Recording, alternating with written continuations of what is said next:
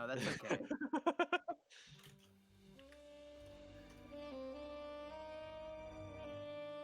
That'd have been pretty funny, actually. I mean, it's not anything past what we usually do. I don't want to talk about it. You don't want to talk Hello, about it. Hello, gamer. Hey, everybody. Genshin is why I drink. I'll be right back. I'm gonna go get a sandwich. Very cool. So, hey, everybody. Thank you for being here. We've got a fun session for you tonight. As our investigators go to split the party. Looking forward to that. But some announcements. I am now a freelance writer working from home. No more retail for me. He quit his job. Thank you, thank you. I am now effectively a full-time freelance writer from home, which will open me up to make my own schedule and do things on my own time and stream more and not worry about work scheduling me over my normal D&D time and things like that. So I'm super looking forward to that. Twitch panels for some announcements and whatnot. Something I did in college and I kind of want to revamp as a streaming thing is I want to do sort of a regular study hall stream where I just get on and I work on things, D&D prep, I work on my actual freelance writing, do whatever else, and people can jump in and just chat and whatever. Because I always enjoyed doing that in college and I want to keep it up now that I'm going to be working from home. But yeah, so it's going to be a wild, rocky ride for the next 2 weeks with holidays and whatnot. Freelance furry artist. I mean, no thanks. Thanks, I hate it. Yeah, I hate it. So yeah. It's a living. It is that. So yeah, the next 2 weeks might be a little wonky as I get used to doing new things and making my own schedule and whatnot. I am a bit of a night owl, so you'll probably catch my streams either in the like afternoon or evening whenever I wake up, and like 2 o'clock in the morning whenever my mind is active. So sorry for people who have normal jobs. Sorry, Travis. You think Todd is pretty quiet? That's the first time anyone's ever said that to me in my entire goddamn life. And of course, you had to speak to address it. I have a brand, and I do my best to maintain it. I have a brand. Nobody Someone needs your drop a link brand. to Pod merch in the chat. Thank you also, Cody, for the subscription. Compared to Logie, everyone else is a little quiet. Yeah, because I turned them all down a little bit. But You're right, Limon. It is better this way if I'm quiet. That's what my first grade teacher said, and it stuck with me for my entire life. It didn't actually, apparently. Yeah, you haven't learned. She was mean. I didn't listen to her. What does she know? I'm a teacher too, and I don't know shit. Jacob was much louder back in the day. Yeah. She was like, Jacob, so we need to magic. talk about your inside voice. And I was like, what? Inside. Sounded like one of the adults from Charlie Brown. apparently.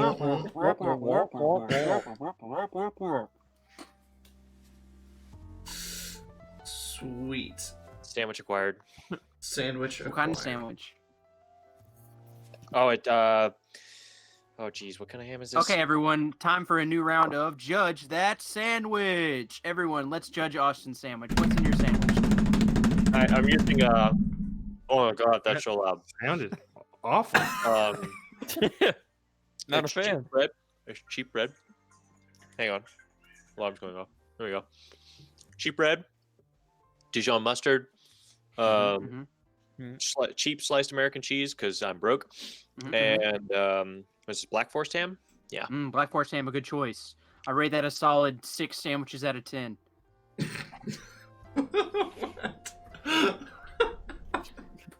I'm bringing the content tonight, all right? Jacob's a sandwich fraud. Get in the chat. Get in the chat if you disagree with this 6 out of 10 sandwiches take. Oh, I'm sorry. Did you think that was worth more than that? Oh. No. See, Cody said that was a fair rating. I think it was a fair rating. I'll give it like 4 out of 5 for nourishment. Nourishment. I'm glad that Yeah, we're using our yeah. extra time on this. All right, yeah. Snack, dude. Do we have don't know. announcements? Well, do we have No, they're announcements? We done. should do They're some all in the announcements. thing. Nothing's new except for the one thing that is new. The Sharn Nights VODs are on YouTube now. Wow! I didn't know that. The only one that's not is the first episode because I let it time out on Twitch unknowingly. I was like a day or two late. So likely what I'll do in its place is a sort of recap video to discuss what happened before the stream and also what happened in that first episode, kind of talk about the premise and etc. etc. If we can remember. If we can remember. I have notes. Kinda, not really. I'm I just, was Yeah, there, so moments. it's irrelevant to me. Hot dogs are not sandwiches. Fuck you. let's not on stream. I actually had a hot dog for dinner tonight, but it Uh, wasn't a sandwich. Is that Joshua May? Who's asking this question?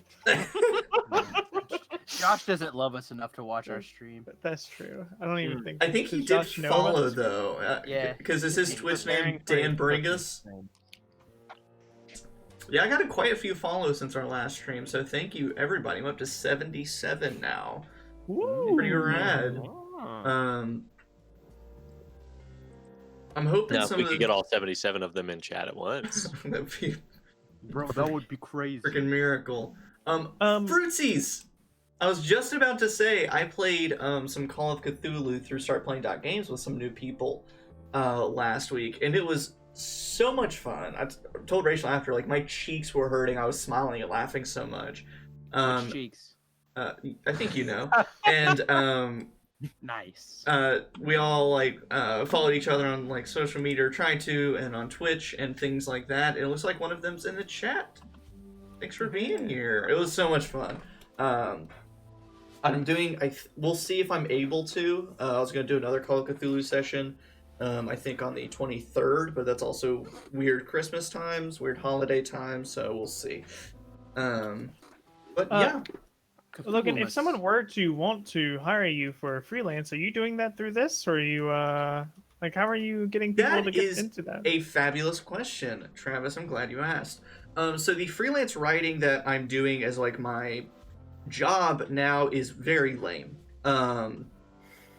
So lame that I don't want to talk about it. However, currently, thank you for subscribing, Lemons. In case you don't know what your name That's a weird actually way to said. say that. Lemons. But currently it's taking, some work and time, but I am making up a website that I can put my content on, have my portfolio and all sorts of stuff, so that way you can hire me as a freelance editor for your things.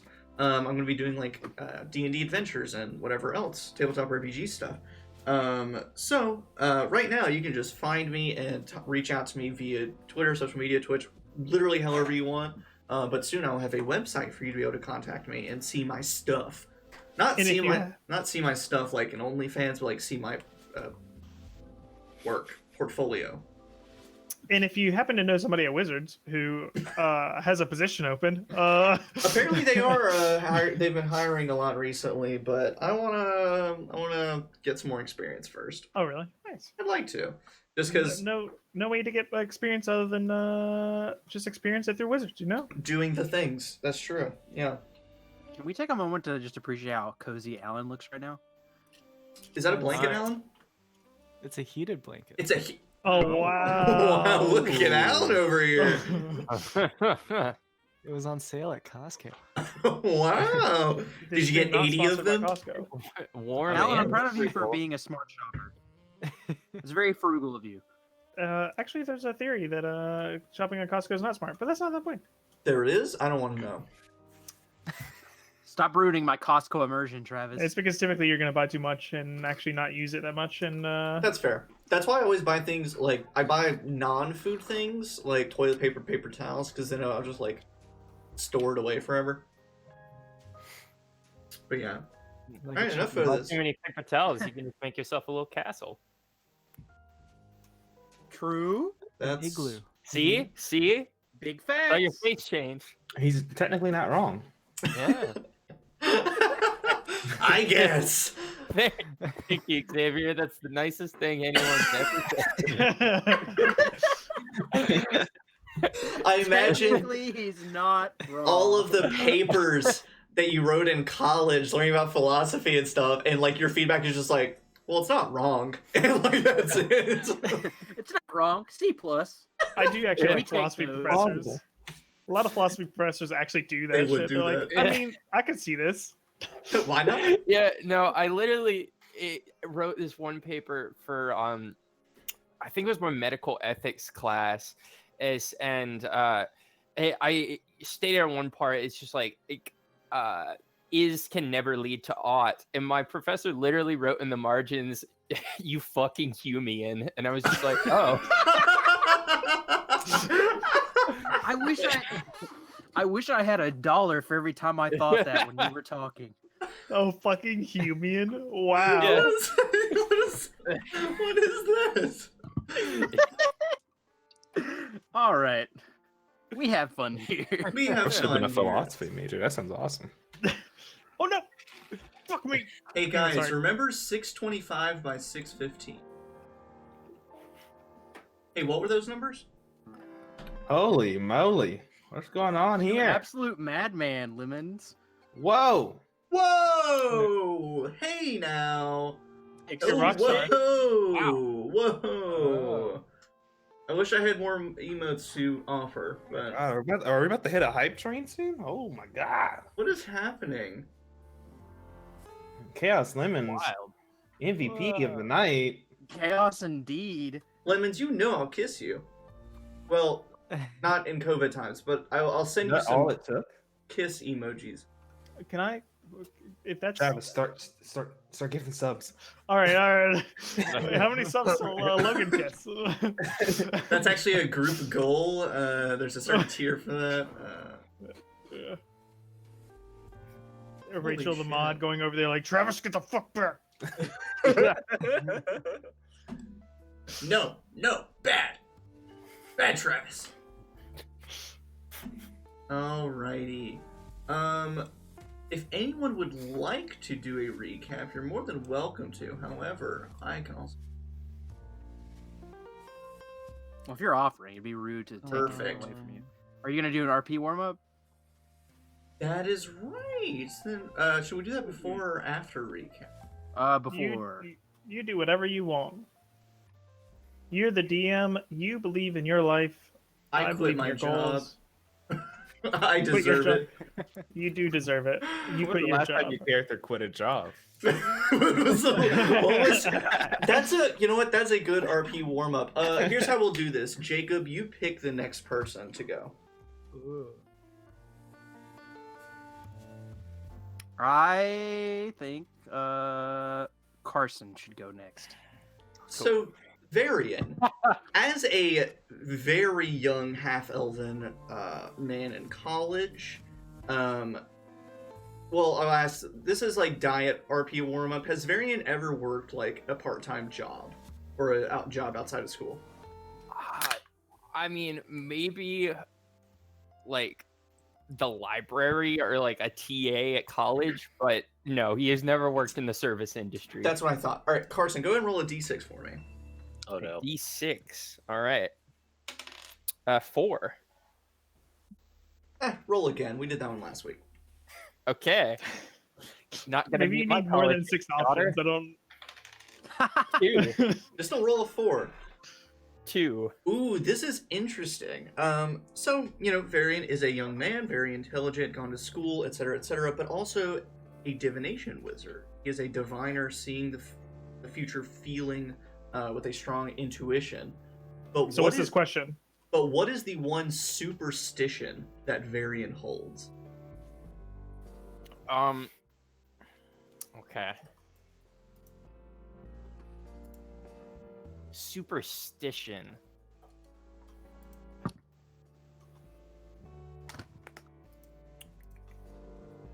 All right.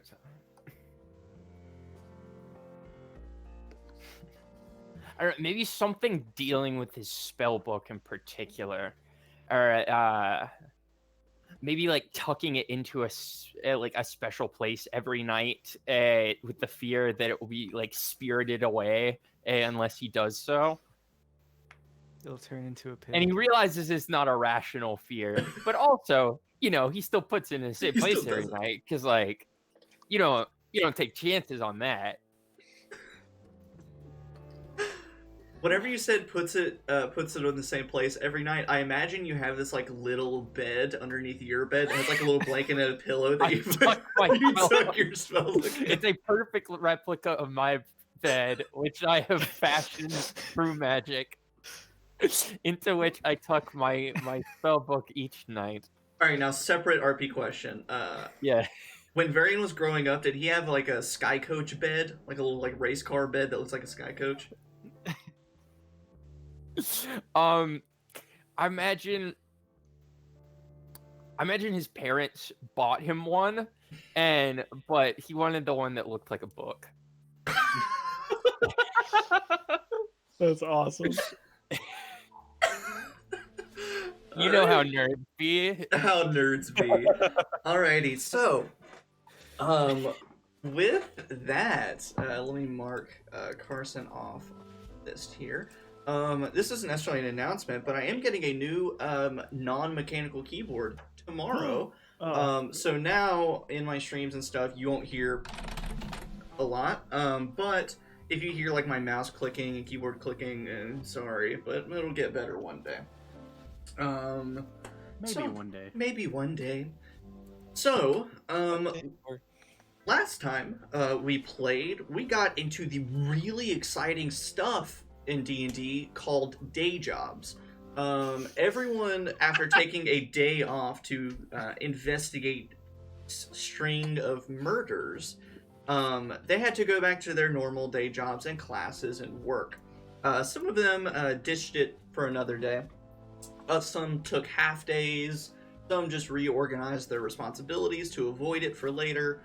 But eventually their own investigations and lead chasings led them to the campus of Morgrave University.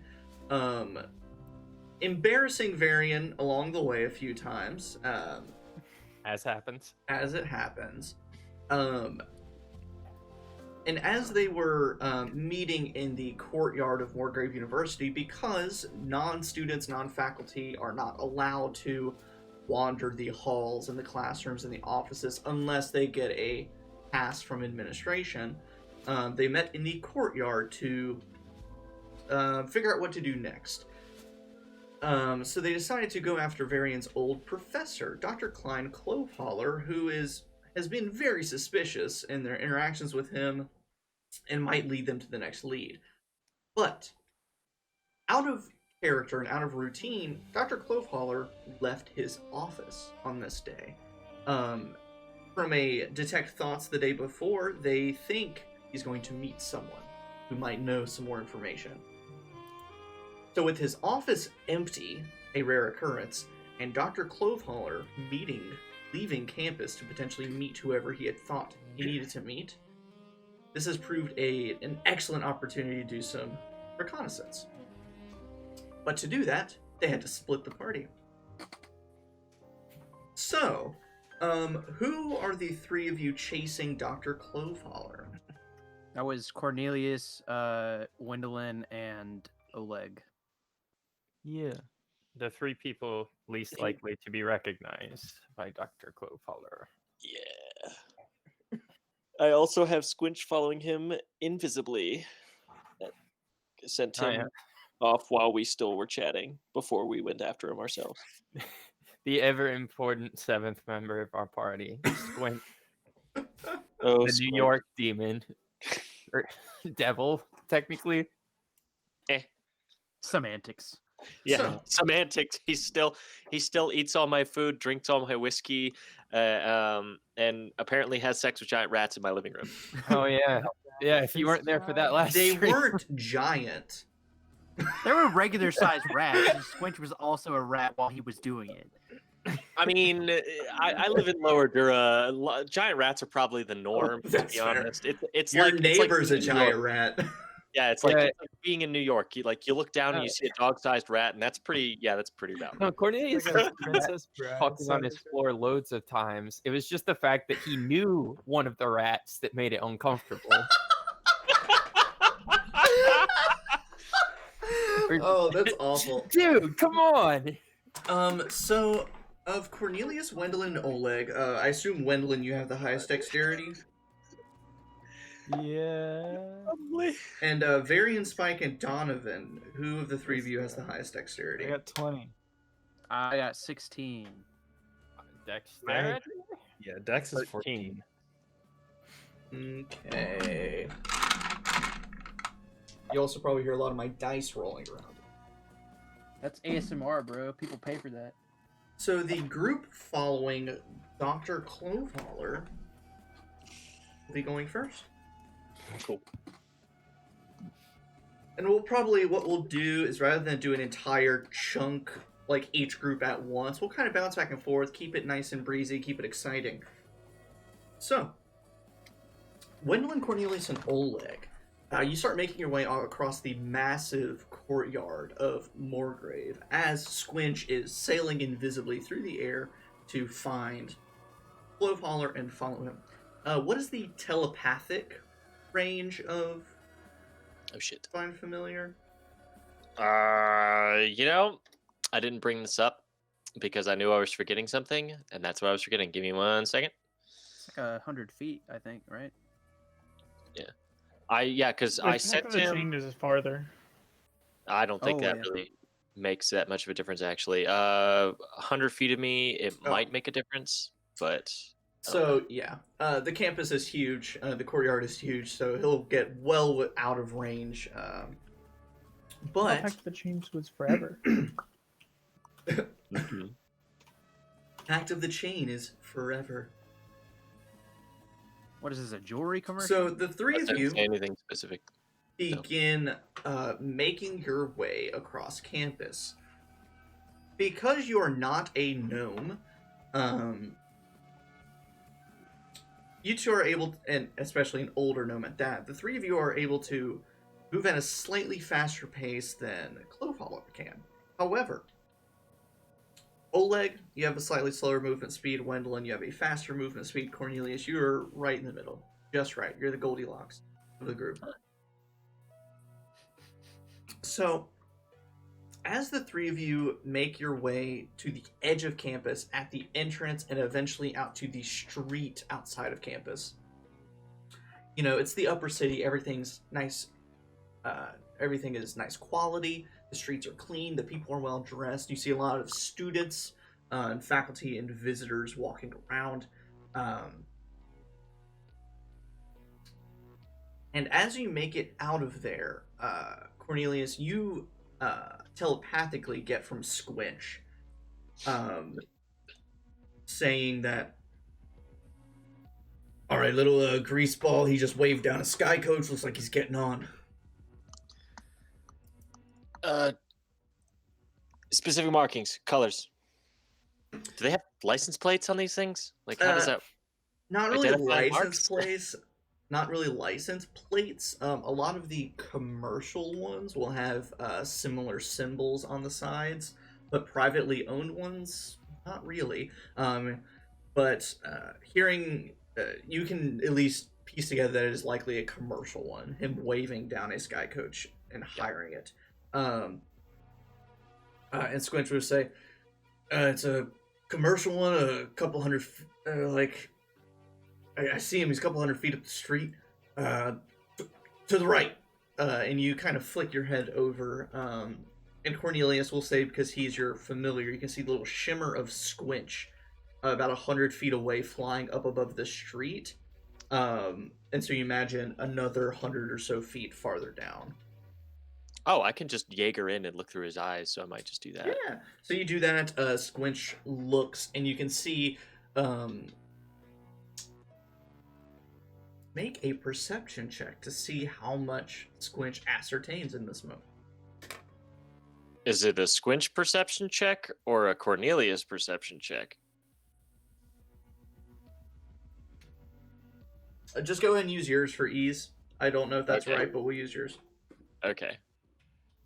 Yeah, I don't know either. Perception. 10.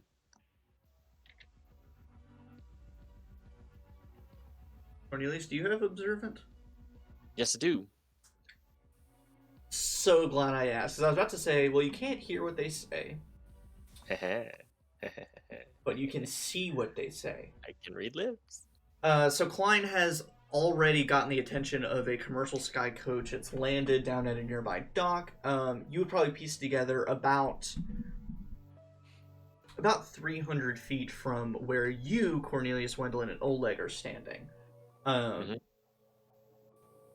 And once he waves down, he gets onto the sky coach, and you see Cloveholler tell the driver, "Little planes, quick. I'm on my lunch break." And then he puts a gold piece in the hand of the driver, and this driver like nods quickly with that, higher of a payment, and goes to drive the sky coach away. Said Little Plains? Little Plains. And Little Plains is a district in Middle Memphis. Currently, you guys are in Upper Memphis. So it's just a ward below you. But a sky coach ride and walking are drastically different. And normally, a trip of that short of a distance would be just 2 or 3 silver pieces. He gave him a whole gold. So you imagine this driver's going to put in the work. But Little Plains in Middle Memphis is pretty much an entire district dedicated to the Talenta halflings. With the original nation that the halflings are from, the Talenta Plains.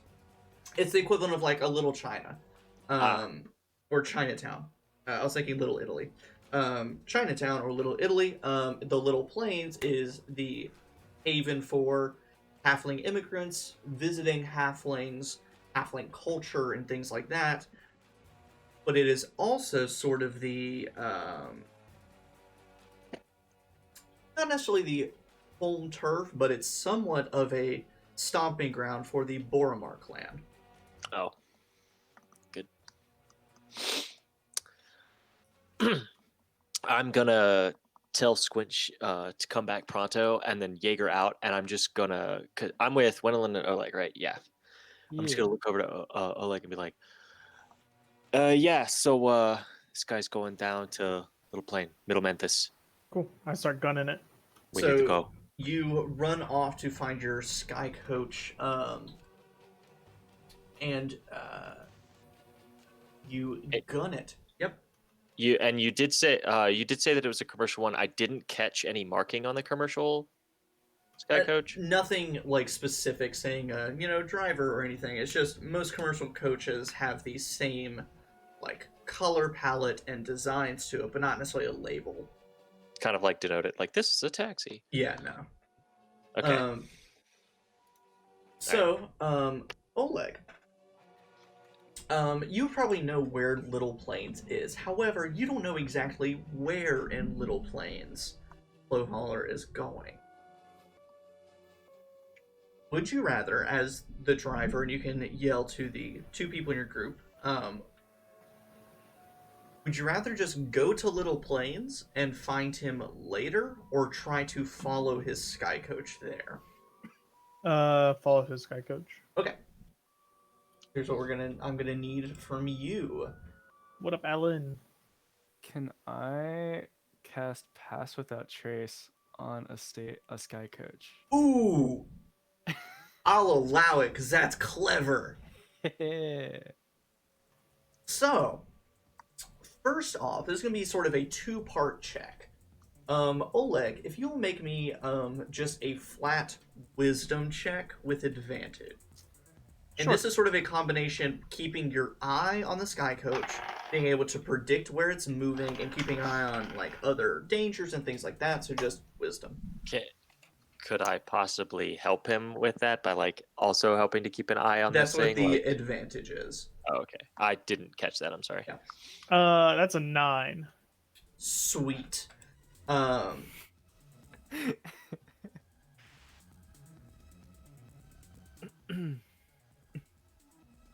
was a 9 or a 7, so... Oh my Rip. god. Do you have a point of inspiration to burn? Oh, I actually, you know what? I do. I will roll that again. And let me do a different dice, maybe. Let's see this nat 20 come up. All right. Duality of dice. Alan called it. Let's see it. Okay. Let's see it. So I think that 9's going to be good. So, here's what I got happens. a 2, if that helps you feel better. Wendolyn and Cornelius. Wendolyn, you cast Pass Without Trace on you all, and the shadows of the towers around you naturally begin to bend and warp and mask your sky coach as it flies through the city. However, all of you, as you're trying to track the sky coach, you watch it take off and duck through. And you all know this city fairly well, but you don't know all the intersecting bridges and the concealed tunnels and all of the towers and roadways and pathways and little nooks and crannies that a sky coach driver would. And so immediately, as it dodges through, weaving through towers, weaves straight through a bridge and all of its supports, after just a minute or two, you lose track of the sky coach carrying Clove Holler. Can I...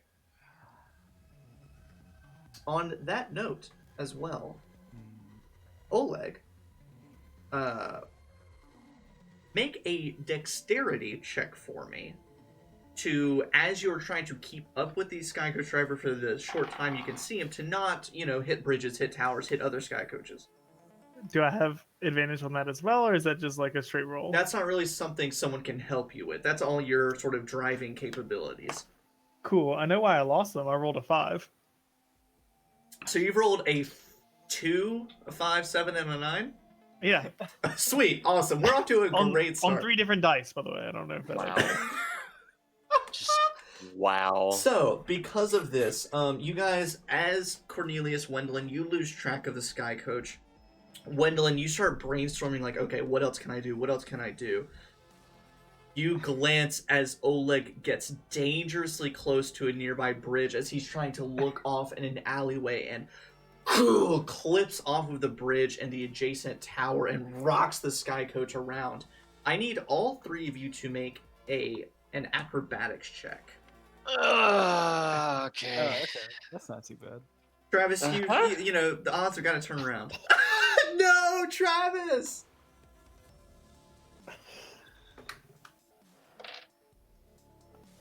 I rolled a 3.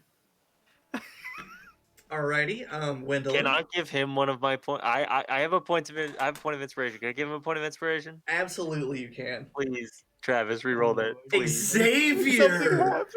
Xavier, you madman! I rolled a 10. I rolled a 10. You said just dexterity saving throw? Acrobatics. Acrobatics. That's a 12. 12 total.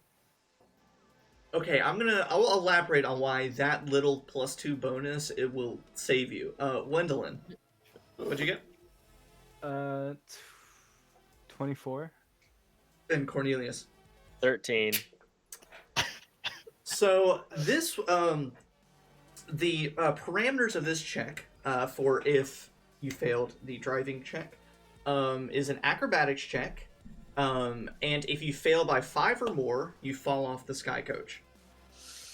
Travis, for your benefit, this was a DC 15 check, so if you had rolled a 10 or lower, you would have fallen off. And you rolled a 10, and then you got that +2.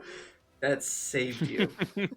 However, Wendolyn, you catch yourself fairly easily, maintaining your footing, not falling and hitting your head on anything. while Cornelius and I learned from last time.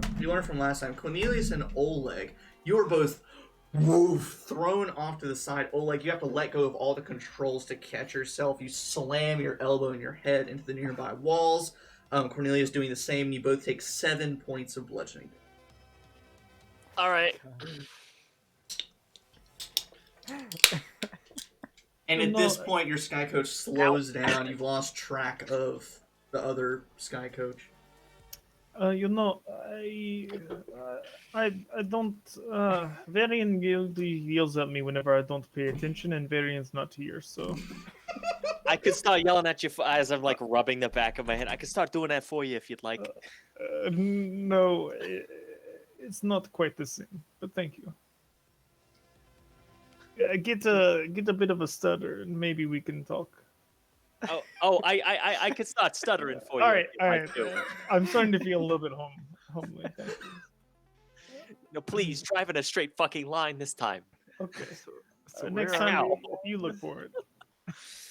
You're I will. roughly floating somewhere between upper and middle Memphis. You're crossing between towers and bridges, and now are just kind of just dead floating in the air, not knowing where to go next except just to the district. I think we should probably just go to the district to figure it out from there, right? Is your imp still on him? Is that what happened to you? Unfortunately, I do not. I'm pretty sure Squinch can't fly that fast. He's right here, and he pops in invisible and pops invisible again. It seems like, well, I don't actually get to see Squinch that much. So hi Squinch. When you pop him uninvisible, he's still wearing his suit from the night before. Yeah. It's a little disheveled. The bow tie's off, his shirt's unbuttoned, but he's still wearing the suit. Can I do some like finger guns at Squinch? You do some finger guns. He does some finger guns back, really confused. Boop. Squinch. So, what's the plan now? How does pickle work? Essentially, you just take the time to cast Animal Messenger, which I think might be an action, might be a minute, I don't know, but you'll have the time right now. Oh, that's a good point. Can you like do that and cast it to send towards the professor? Towards Cloveholler. Yeah, I was wondering, can I do that? And then like be like, hey, I need you to just get there and not say a thing. Absolutely. So you've seen Cloveholler, you know what he looks like, you know who he is. So what short message do you want to send to Cloveholler? Um, Can it be nothing? Like, can it be like, or just have it be like a random scream?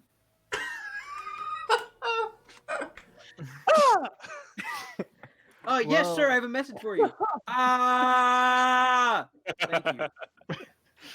Is that that clip of okay. Andy Samberg in Brooklyn Nine-Nine playing the guitar and screaming? Okay, I have an idea. Does anybody have any spell or cantrip that can distort my voice? Oh. Hold up. Maybe. Minor illusion. Does minor illusion count? I thought that was just visual stuff. I mean, it can make make any sounds. kind of like perceptive thing. So sounds, kind of smells, like, you know. Okay. Well, in that case, I have minor illusion. I think, right? Yeah. Yes. Cool. Yeah, I think you have distorted your face and your voice before, but that might be. Oh, hey everybody, I'm Wendell. Actually, okay, my so name is use- Redacted.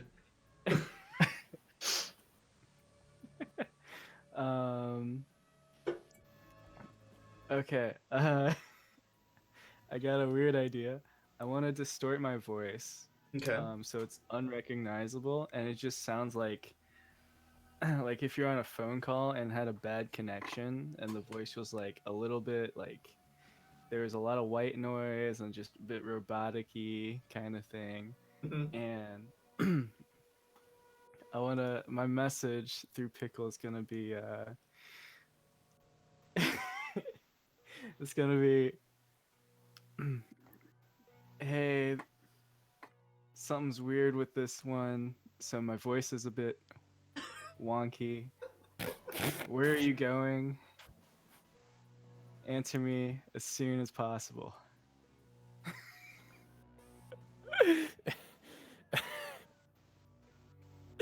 Facial blurring, now voice distortion. Is Wendelin in witness protection? No, Wendelin's one of those people who's trying to scam you out of your money. Yeah, She's that- a Nigerian prince. That's what she is. Whenever they get those distorted face and voice guys Yeah. on 60 Minutes, I'm the actor for that. You're the stand-in.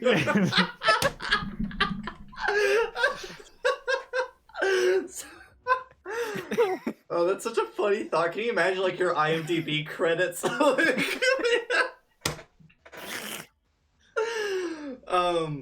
So Wendelin, you send off Pickle. All redacted. Yep. Your modified message through illusory magic swirls and into Pickle's collar, and he flies away from your sky coach.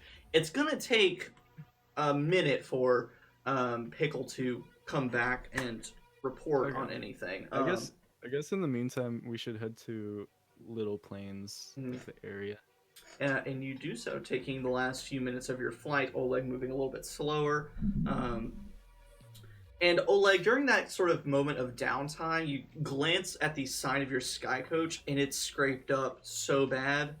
You're gonna have to. Can I cast Mending? Totally. You cast Mending. Some of the paint has come off, and some like the gold filling and filigree and stuff. So that'll have to be redone a little bit. But Hey, I got a magic spray can. oh, shit, you do. Yo, please graffiti it. Nope, not allowed. No, that's not. I say thank you. Wendelin's. Thank you very much for your thought I'm really process. good. I trust you very much. I can make maybe, it look like anything you want it to. Yeah, I'm gonna go ahead and say no. And so after these few minutes, Can I do it without him noticing? probably not, because assuming it has similar qualities to some capacity of a real spray paint can, I imagine there's still probably like a sound as you're doing it. I like to imagine that Gwendolyn still tries, and we're flying through the air, so all that happens. Like it's just going inside. It was in my face. Yeah, so you guys finally reach a docking point in Little Plains, and you all look at each other. Gwendolyn has paint like on one side of her face going over. And at that point, we will jump back. Actually, before that, I got to do my something happens. No, you don't. As you all park the sky coach and begin, dismounting and climbing onto the actual like street level,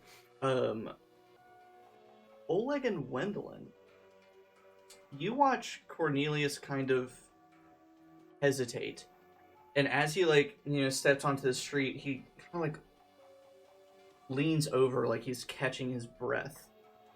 Cornelius, you don't really realize you're doing that, but you have this sense of anxiety. Cornelius? Sorry, I missed that. You just, they see you sort of leaning over as you're getting off the sky coach as if you're trying to catch your breath. You feel this just sense of anxiety and stress, like something, like you're dreading something or something bad's about to happen. You're just like, it just suddenly hits you as you're getting off the sky coach. Hey, buddy. Yeah. What? Yeah. What's up? Sorry. Huh? What? You, what happened? Don't know. Something doesn't feel right. That's all. It's got a funny feeling. Do you need to poop like that one time Wendelin did? No. Nothing funny in the. What? No. What was? What? Let's. We should find this guy. but we should be careful. I think I got a bad feeling. I don't know. Something feels weird, and I know to trust my gut more often than not. And something just suddenly feels real off. I don't know what it is, but I'm just getting a bad feeling in my gut. Let's keep an eye out. All right. I feel like something bad's gonna happen. Yeah. Sure. Just let me know if you want me to shoot something. Oh, trust me. I'm sure we'll know when to shoot something, and I'll be shooting right with you. Yeah, so Cornelius, you kind of shake it off, but it still lingers with you, like this feeling of like nausea. It's discomfort. Is it like something is it like something I experienced before? Like, is this the kind of thing that happens when I get my gut feelings, or is this yes, like a little bit, yeah. But this time it's strong. Like, Does so? he look any different? Not really, no. Do I get a sense of this is like a hey dumbass kind of gut feeling that I'm getting from a certain That you're not sure of. Okay. And I at wanna this put point, my hand on his forehead, Mhm. like I'm checking. he's still fine. I don't have a fever. I promise. He does not have a fever. And before you do something else, at this point, we'll jump back over to our heisting espionage crew. I'm going to take a quick toilet cat break, but if the three of you, Spike, Donovan, and Varian, either want to vamp, also take a toilet cat break, or discuss what plans you have, go ahead and do it now. I'm gonna also take a toilet cat break. Perfect. I need to get up and move my body because I'm sleepy boy. That's my brain's starting to slow down a little bit. I've been awake since 3 o'clock this morning. Oh, God. So I'm slowly but surely fixing my sleep schedule. So Good luck. I found fixing a sleep schedule is a lot harder. It's very hard to do because I tried to fix mine and I ended up screwing it right back up. So yeah. Though I'm surprised I slept as long as I did because I fell asleep around like 4 something yesterday afternoon. And I woke up like once or twice in the meantime at some point, and then just went right back to sleep, and then didn't. And by the time I woke up at 3 o'clock, it was like I just couldn't go back to sleep. So, but hopefully, make it to the end of the session, and then go straight to bed, and that should do it. Please, pretty please, pass right out. Chat, you guys ever experienced insomnia? Huh? I'll be right back. All right. Cyberpunk has ruined your sleep schedule, Chaos? Yeah, I completely get that. I've been playing so much Cyberpunk. I've been playing a lot of Cyberpunk. And I downloaded Final Fantasy 14 again and started playing that too, and it's just like no bueno for me. Logan, I've been regularly going to bed at 2 a.m., waking up at 2 p.m. Yeah. No, I feel like for me, because I work, a little insight on my life is I work second shift, so my schedule for everything is just like screwed. What's up? We're talking to chat about insomnia. Yeah, it sucks. Yeah. I don't sleep. Yeah. And when I do, it's way later than I want to. I feel like when I do sleep, it's just like I wake up and I'm still tired. It's just like, all right. It's just I did it because my body just had to shut down, not because it like got any better from it. So. Retweet. Mm-hmm. You're just like, ooh. I guess I can jump away since everyone took a break apparently. Sorry, I had to peep. I had to go. Oh, let's talk in the chat. We were talking about insomnia. Oh, wait, like Insomnia the game or Insomnia real life? In real life, but I wish it was a game. Yeah, Is my lack of sleep a game to you, Logan? Joke. Sometimes. Yeah, I see Lemons talking about Cyberpunk. I talked with our wits or Meatmore or Rachel. Rachel, do we match? About go on cam for a second. You do. About Cyberpunk, and like I like the gameplay. I understand when people saying it's a lot like Borderlands, and it is. It feels a lot like Borderlands. Really? But Both wearing red and black flannel. Look at that. Let's go. Nice.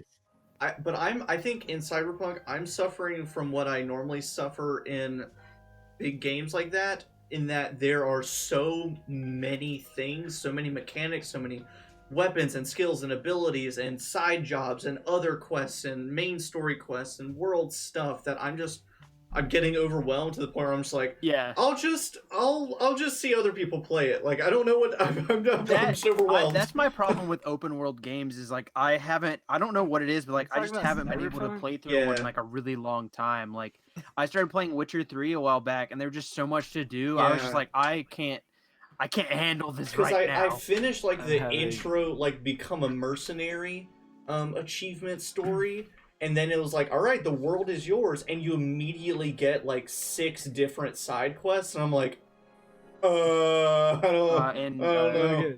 a message to our lovely mod. Baba Booey. Stupid.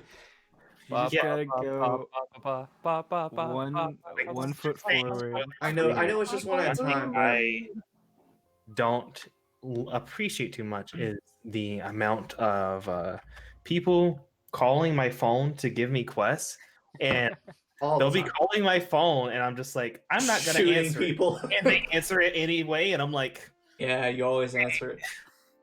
it feels very like GTA-ish when like Lester's calling you, and I'm like, Lester, please leave me alone. Hey, cousin right now, Roman, buddy, want to please. go bowling? I'm trying to go to the strip club, Lester. Leave me alone.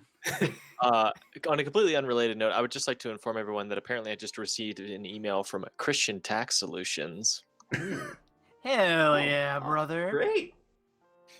There are 3 things in that statement that are untrue. The email. Like you're They actually taking called you loans instead. from God. Apparently. Lay away the IRS. We're on a audit. mission from God to give you lower taxes. Oh, jeez. All right, well, I'm. Oh, we do all have the people that were 3 irrelevant people now are here. back. Everyone else is irrelevant. Sorry. Yeah, you remember that parable where Jesus went to the temple with the moneylenders and was just like, "Hey, I'm pretty sure I can get you some lower marginal tax rate." And then he flipped the table and went, ha. Yeah, he flipped a big table that said "big government" on it. Yeah, there's that story he turned water into a deductible.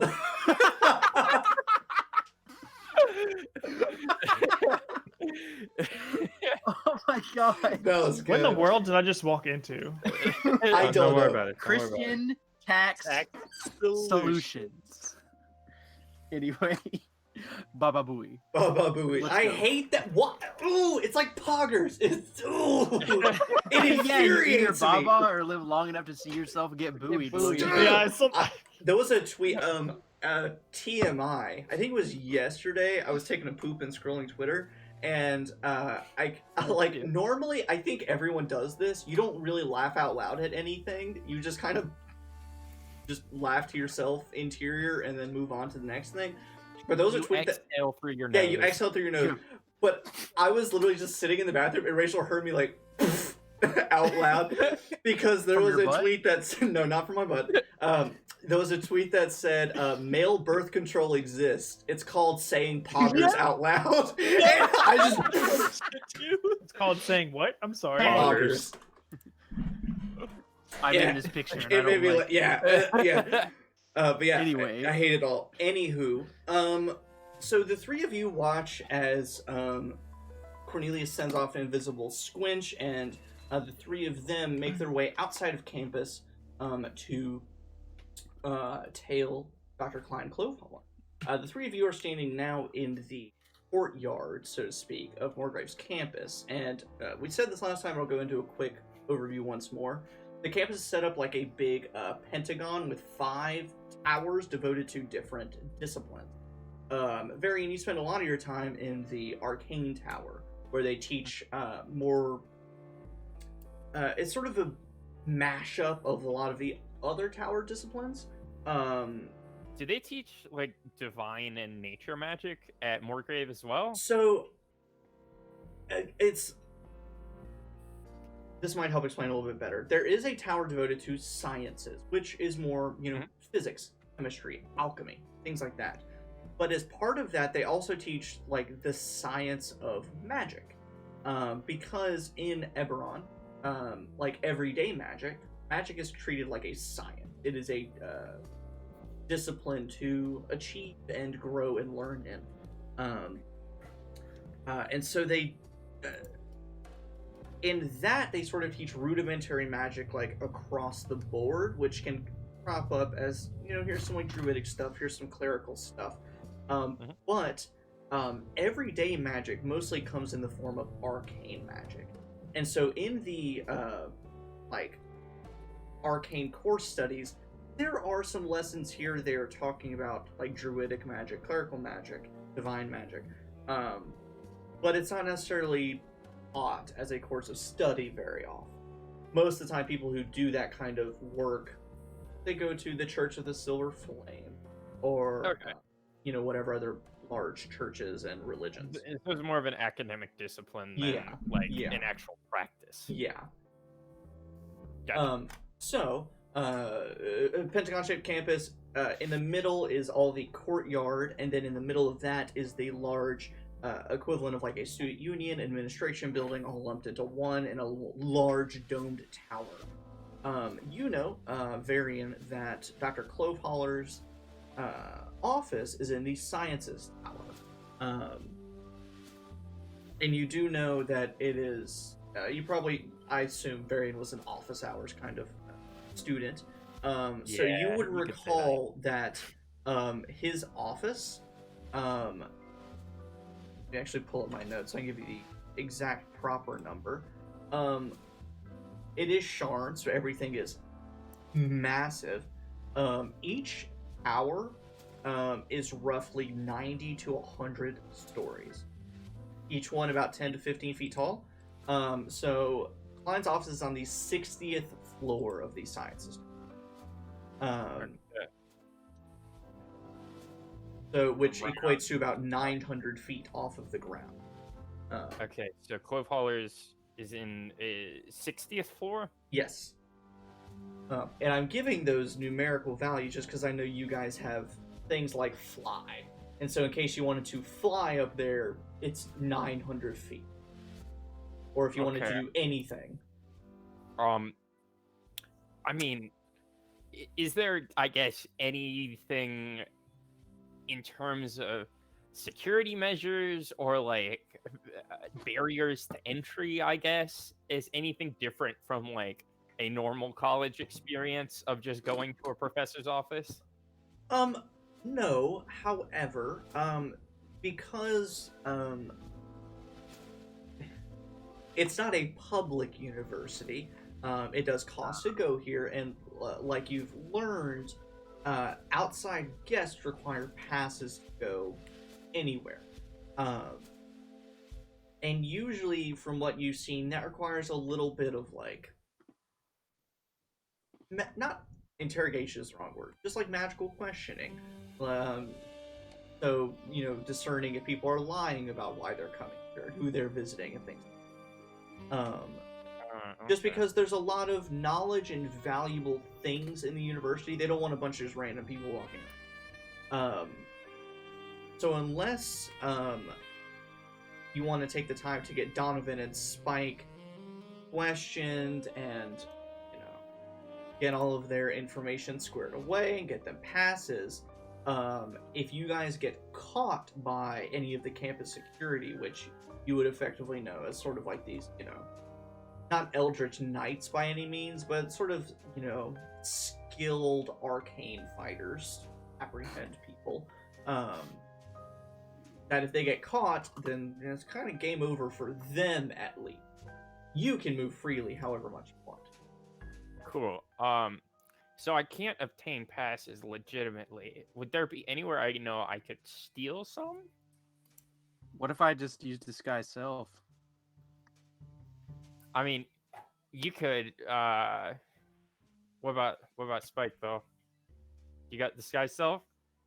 Well, no, but also yes. You see, if I take off my hat, I am Just a typical Warforged walking around.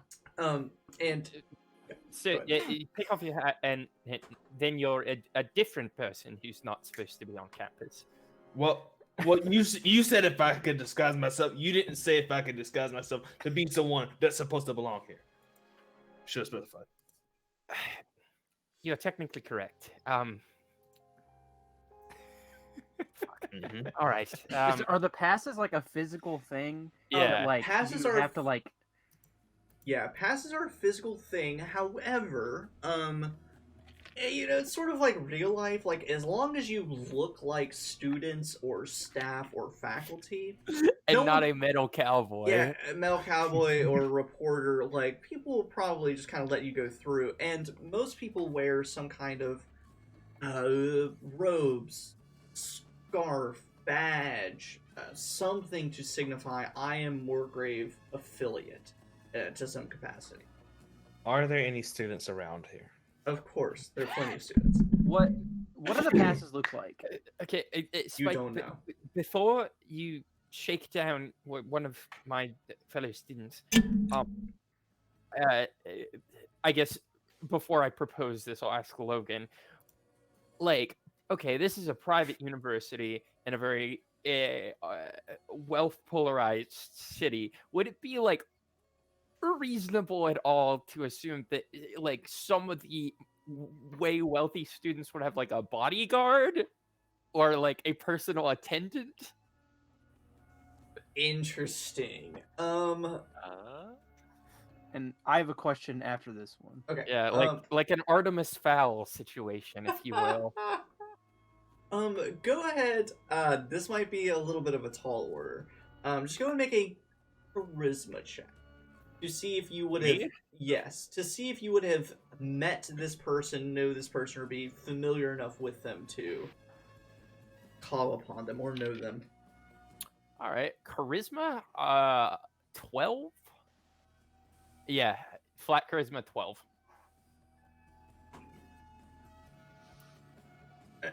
I mean, you're a variant, so I don't need to say you don't remember X thing, because you'll probably remember. And so you're trying to piece together, like, who have I had classes with, who have I seen with a bodyguard or some kind of accompanying person. And you recall having a class, with a young lady. You remember her as a furbolg, fairly lean, tall, like absolutely long blonde hair that nearly trailed the ground. And she was accompanied by a dwarven servant bodyguard. You never really heard exactly what his role was, but he was always accompanying her. And you remember her name? She just went by Snow. Say that again? Snow. Oh, like Cher. Yes. Like Cher. A mononym, if you will. Yes. All right. Okay, Donovan, if you can disguise yourself to make yourself look like a student, and keep your head down. I don't think anybody will ask questions. Spike. Oh yeah. I know I had a class with at least one girl who had a sort of servant bodyguard with them. So,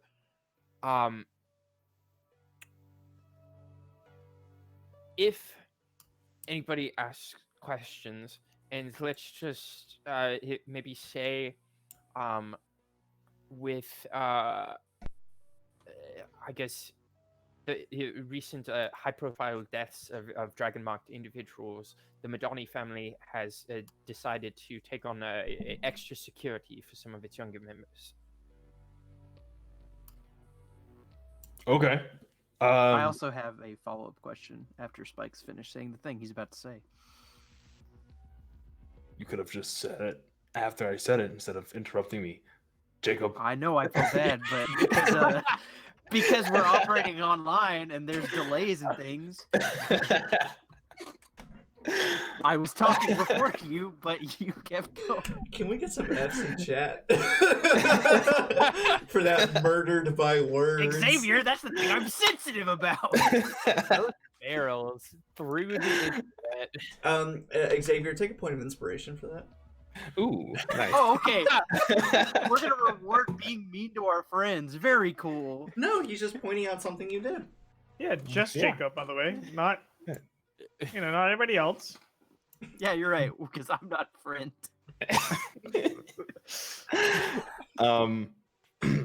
I'll see myself out. I was going to say, Please do. Barry. So we're pretending that I'm your bodyguard or anything. Are you all right with that?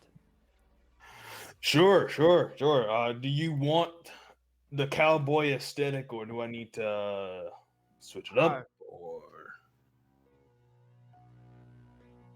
I mean, you can do what you want. I think as long as you look, menacing. I'm not trying to comment on your appearance in any way. Fashion, not exactly my strong suit. Yeah, you kind of have the most style out of all of us. thank you. Yeah, I can pull off a duster. Let's be honest. It's be too heavy. No, Variant, see, it's not about the weight of the duster, it's about the weight of your heart. See, you could put off a duster if you truly cared, all right? You just gotta carry it with confidence. Maybe you're right. But that's beside the point. Anyways, yeah, is it cowboy, gladiator? I'm not sure. Anything you think would sell bodyguard. Yeah. A cowboy gladiator. I'll work on it. All right. You have maybe 5 minutes. All right, got it. Don't even worry about it. Would I have been here to visit before? Would you have? Probably. Doing what? Seeing my child. My spawn. Would you have gone out of your way to like get a pass to go around classrooms and offices and things? I imagine it like an open house like they have in elementary school. I probably would have done that towards the beginning. Okay. Sure, yeah.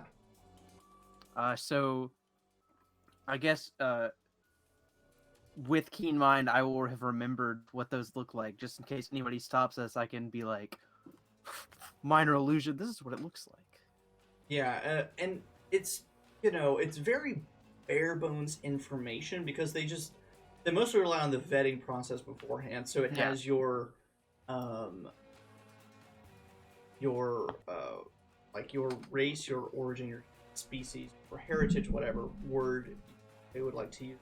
We're not gonna worry about that right now. Gender and pronouns, occupation, if any, purpose for being there, a description, 5'9", 95 pounds, this color skin, stuff like that. And then like the date of validity on the pass. And it's just on a simple like little card stock, like index card, if not smaller size piece of paper. Did this dwarf bodyguard have one? You would have assumed so. They may have worked out some kind of like perma pass for him. Yeah. On that note, Nobushi Nueve, for your flashback, you just said you can. Does that mean I can? I'll do a flashback for somebody? That's something? Or I choose? A flashback from Logan's childhood? Alright, so there was this one time I was really dumb. I put a dog leash on a ceiling fan, and I ripped it out of the ceiling. The fan? Yes, and I was scared my mom would find out, so I just didn't say anything. And so it sat in my room for almost a week, until I was goofing around and I fell on it and I sliced open my arm on some of the broken glass.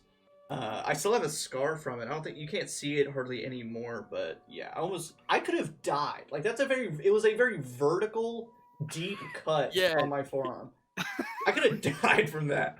All because you didn't tell the truth. Because I was scared. I was scared that I would get in trouble. Story. It sounds like a particularly visceral episode of Arthur. Oh yeah, the most traumatizing part was it was some kind of, I guess, an antibiotic or antiviral something that they gave me, like literally 2 shots. They had 2 syringes, and I'm like 5, and I'm laying on my belly with my pants pulled down, and they gave me a shot in each of my butt cheeks at the same time. I vividly remember it's like a. If you're hurt, you can't get in trouble. And you know what? That was it. I did not get in trouble for ripping a ceiling fan out of the ceiling. Same. Not ripping a ceiling fan, but something else. Oh yeah. On that note, you can't get grounded if you die. So it's been a hot minute. We had some Donovan stuff last session. We've had sessions before that. There were several Spike flashbacks. So enough traumatizing those people. Varian, you start as you're prepping with everyone. You're like, all right, making sure Spike's squared away as your bodyguard. Donovan knows what he's going to do regarding the pass and everything. You're thinking, okay, on the 60th floor, we got to get in. I don't know how long they're going to be gone. I don't know what that's going to... And it starts to, like, pile and wheel about, and to the point where you're running and like, okay, what if this happens? What if they're doing this? What do they have everything they need? Do they look fine? And it starts to get to you, and that sort of oppressive anxiety and stress starts to get to you sitting in your college courtyard. And Carson, if you want to take it away with a flashback. Okay. So let's flash back to Varian's first day at Morgrave University as an undergrad. Ooh, oh no. Troublesome times. Okay, I imagine Varian's incredibly intelligent.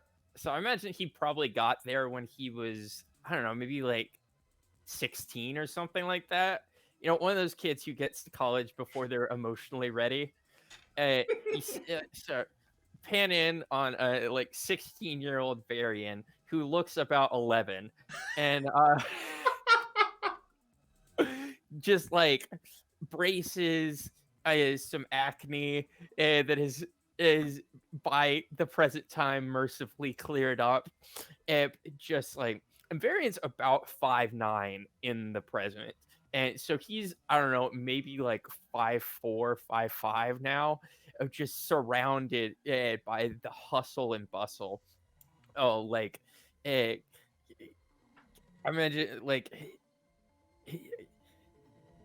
behind him is his mom, and waving from a sky coach is about to drive off. He blinks nervously and waves, and as he does so, just drops a giant pile of books and scrolls that all just start going all over the place. And amidst the hustle and bustle, he's just running around trying to pick everything up, just like anxiety going fucking crazy, until he bumps into an older professor figure who just looks down at him, about nearly on the verge of tears, and it's just like, are you here to visit a sibling?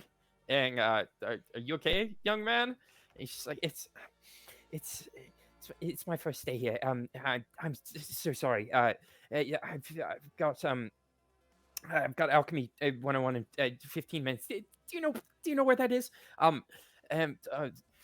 Yeah, it's this way. Why don't I show you? And he goes off with this guy who would become his academic advisor, and the man behind the scenes who sent him up with the work study in the first place. Dig it. I dig it.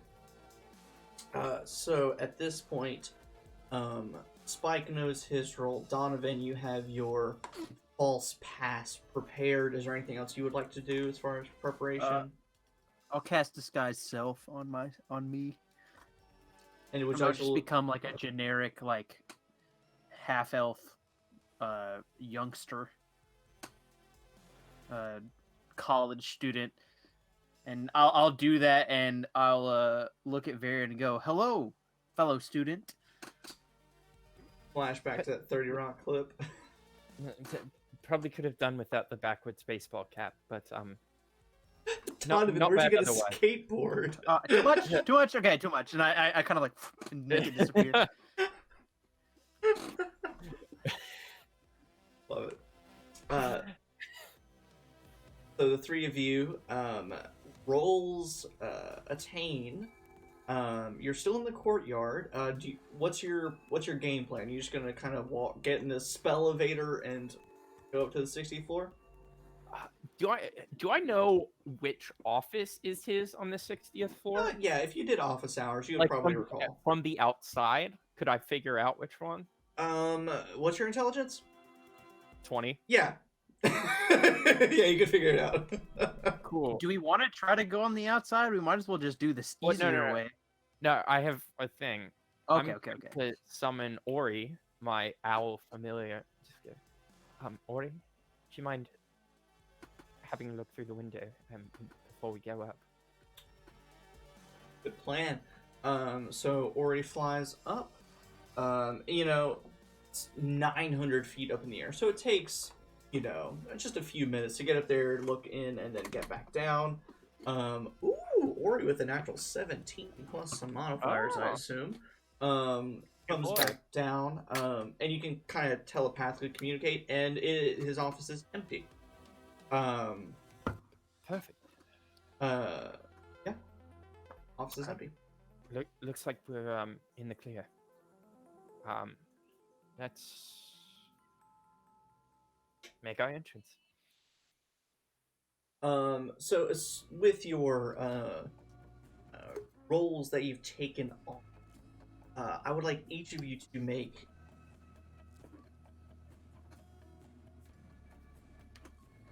just a charisma check. Straight charisma, because you're all kind of doing a variety of different skills as you pass by people in the towers and are trying to avoid suspicion. So just straight charisma.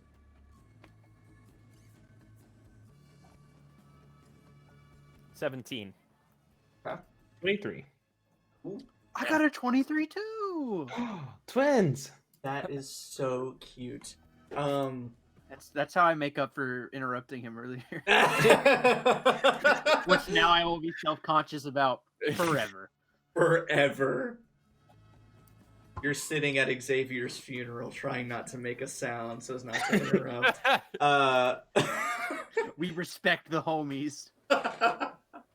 So, on a DC 20 check, Oh no. the three of you make your way through the first level of the towers, passing by, the information desk and passing by students and professors all walking around. Most of them just kind of Just imagine Varian sweating. Yo, just like- probably. Yeah, I'm the Like only just one allowed pouring sweat. here. I'm still sweating. So you make it across the first floor to the spell elevator, I guess, is what we're calling it from now on, forever. And hop in. Another student or two climbs in, going to their next class, and so you just kind of sit there, make a little bit of small talk, maybe, because it's magically developed, so the floors pass by quickly, but you're still in there for a time. The elevator comes to a stop, the doors open, and you see that there are two students, you can tell by the way that they're dressed, standing outside the elevator. One is a human boy, probably, 17, 18. Kind of your average jock-looking build, just kind of a bigger built guy, broad chest, a bit taller, short curly brown hair, but still kind of a baby face with cheek and chin dimples. And he's standing there with a lavender-skinned girl, Morgrave Polo. And the doors open, and you watch as they hug, kiss, and then the girl turns to get on the elevator and stops dead in her tracks, noticing. She doesn't see Donovan. She sees a very flustered looking man. I imagine even your college student. I imagine even your illusion blushes just a tad. Does a little bit of eyes narrow acknowledgement. What is your spell save DC? Mine? Yes. 16. You got a natural 20 on an intelligence That's my check girl. to discern the illusion, and because she's your daughter, she would probably have an advantage on that anyway. And you can see acknowledgement in her eyes, and she stops, doesn't get on the elevator, and waits for the doors to slowly close. And as then they close, they're like, we'll talk about this later. I'm working. Doors just close. It keeps going up. The other two students in here with you guys are like. So, did you I just sit there and I immediately pull out a cigarette and light it, and I'm just like, oh. Donovan, murder. You give them the best years of your life, and what do? They start kissing boys behind your back. Donovan? It's great. I would have liked to met him at least. I'm not gonna freak out. I'm not freaking out. Donovan, murder investigation. Who was that, Donovan? Do you know that person? The cigarette is already like a butt. Donovan just, like, punches a wall. 10 seconds flat. Just. We'll talk about it later. Yeah, Oh. I just very quietly messaged Spike, just context please. I think that was his daughter. Context clues. And Donovan, or not Donovan, Spike, as you piece that together, you recall what that girl looked like, you recall what Donovan looks like, and you're kind of like, oh yeah, I guess so, maybe. Oh. I no, you straight up just hear me go. I just go, oh, okay. I love it. Fine. I'm fine. Business. Eventually, those two other students get off the spell-evader at a lower floor to go to their class, and then so for the last beer pong, college. what the fuck? So for the last few floors, your stories of travel. I wait till they start getting off Yeah. to say that. Of course, and they like look over, and they kind of just do that like. Hell yeah, I bro. guess not. Like, sure. And then you have the last few floors of these spell elevators to yourselves. I slam my head into the side of the elevator. The doors close, and they just hear a kunk. Yep. And so, Variant Donovan Spike, you have a moment before you reach the 60th floor to do any final castings, preparations, talking of plans, whatever else. Spike, remind me, do you have minor illusion? Sorry about that. No. I do have the magic hand, though. Okay, I've seen the That's past useful. before. I can make one for you and me. I minor illusion them if necessary, but they're not gonna hold up to scrutiny. So, both of you If somebody starts asking us questions, let me take care of it. Right. Okay. Just remember what I was telling Oleg about lying. Say less. Say less. Worst comes to worst, I can make all of us invisible. We'll say that for a last resort. Just try to calm down. You're shaking like a palm tree. Listen, worst comes to worst, I just start blasting. Let's not have an incident.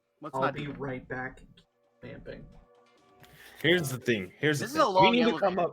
to come up with a code word, all right? A cold word. Coconuts. That way, coconuts. Okay. You say coconuts, I start blasting. All right. There we go. What if we're out getting like coconut shrimp? Is Spike gonna That just? time didn't count. That time didn't count. Don't do it. Yeah. That's my point exactly. Yeah. What if we're trying to get a nice tropical drink?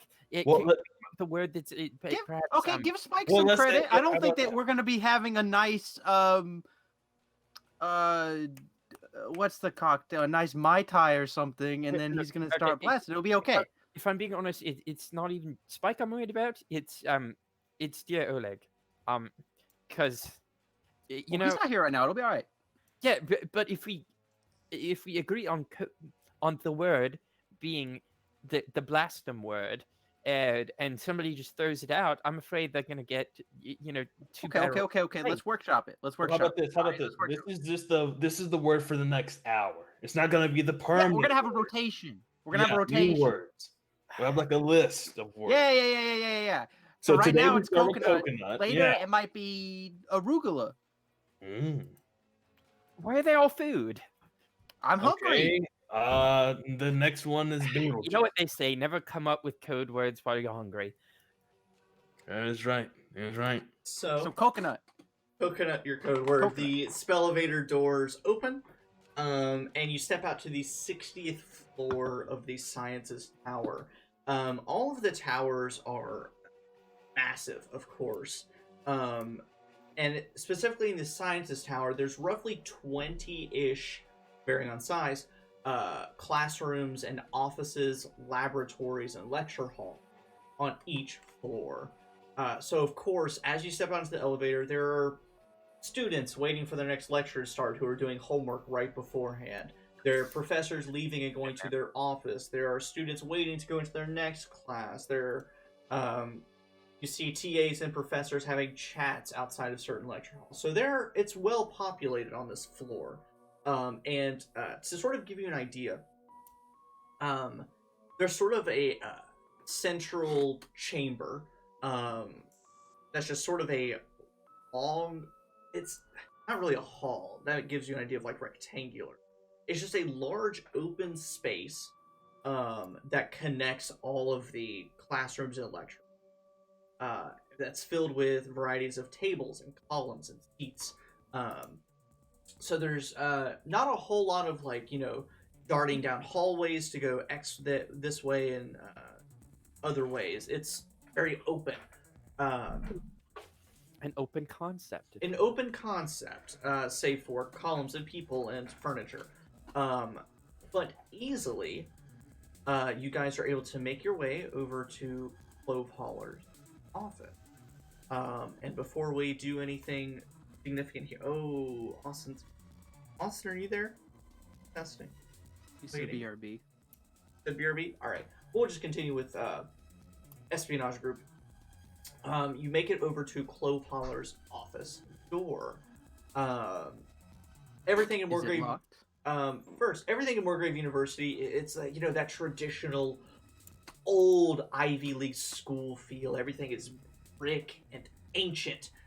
There's old inscriptions from centuries past, quotes, names of donors everywhere on the bricks. And all of the office doors are these thick wooden doors, these brass knobs, nameplates, very elegant and ancient and traditional. Doing a quick test, just a slight turn of the knob, the door is locked. Okay. Okay. Is there a way that we can shield Donovan from view while he opens this door? That's what I was gonna say. Varian, if you would, could you use minor illusion to make like a loud sound over there for a moment on my signal? Because this is gonna make a noise, a knock, if you will, and I need you to simultaneously make a noise like over there. You're using the knock spell. Yes. Okay, I also have the knock spell. I thought you were just gonna pick the lock. Okay. Alternatively, so I what kind of lock is this? Does this door have? Like, is it like the other side? There's a twist thing, or like, is there like a bolt? No, it seems like on the other side there is a simple knob pull turn latch. Can I see through the door? No, it's not that big of a where you can see light or anything on the other. Would go and make an Arcana check for Arcana. Erkana.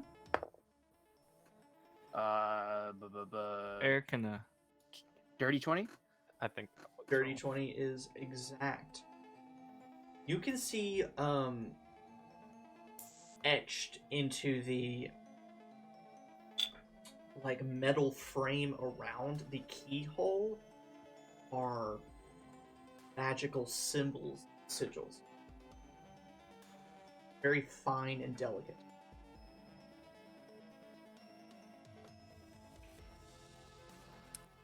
Okay. Arcane may be trapped. And It seems to be a magical lock or something. and Varian, you've been going to school here for half a decade at least. That's not very normal. That's oftentimes a choice made by the professor or specific person. That's not a built-in measure by the unit. So if there's an arcane lock, that is an active thing that Cloveholler would have requested or employed himself.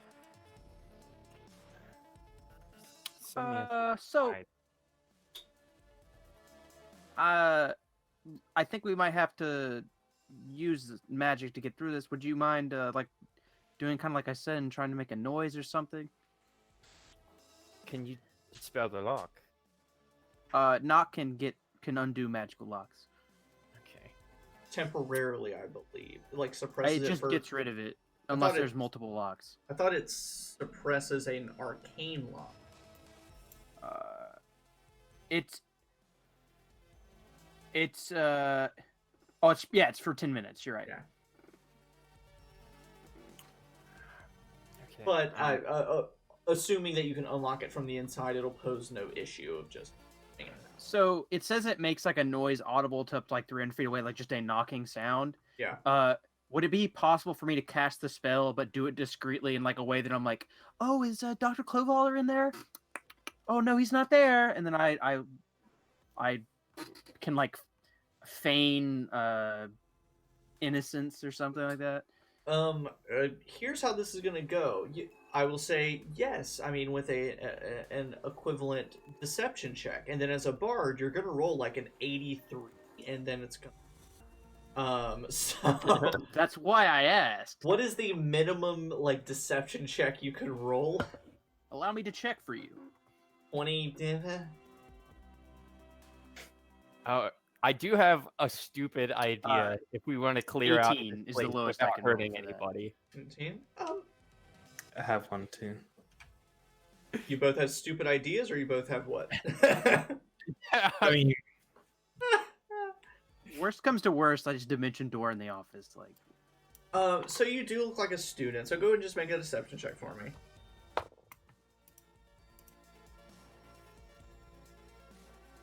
26. Yep. So easily with a combination of a hand gesture and calling out, and you look like a student, so it's believable. And I assume Varian and Spike help in some ways. You just sell the routine. Yes, this is his office. Normal. That you.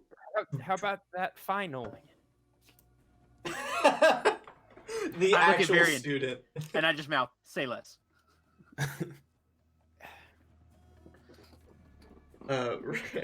Rachel brought me a Moscow Mule mug full of McDonald's fries. That's hilarious. That's amazing. I told Rachel that they should bring you McDonald's because you didn't respond to it in chat. I Well, did don't be not. rude. Drink it. Cheers, guys. Something to take the edge off. Yeah. That's hard to. They don't Logan come pulls out. out an immersion blender and makes it into. That's disgusting. I've definitely beautiful seen thing. people do that before, like making an entire McDonald's like meal and blending it Yeah, together and that's and drinking disgusting. it. Horrible. Anyway, Oh, I'm sick. I gotta go, guys. Thanks, I hate it. So, with a knock, the arcane lock is dampened. You see that the runes that are inscribed into the hole glow a very dull golden orange color, and just stay that way. Let me actually look up knock for one thing. Would you like me to read it to you? I just want to double check some of the wordage. The target can be open and shut normally. So as you do that, there's a secondary as the lock undoes it. Do we? And as I knock and I'm like, I wait until people aren't looking at me anymore, and I will use my invisible mage hand that I can cast without components to turn the knob and open the door and kind of just push it open.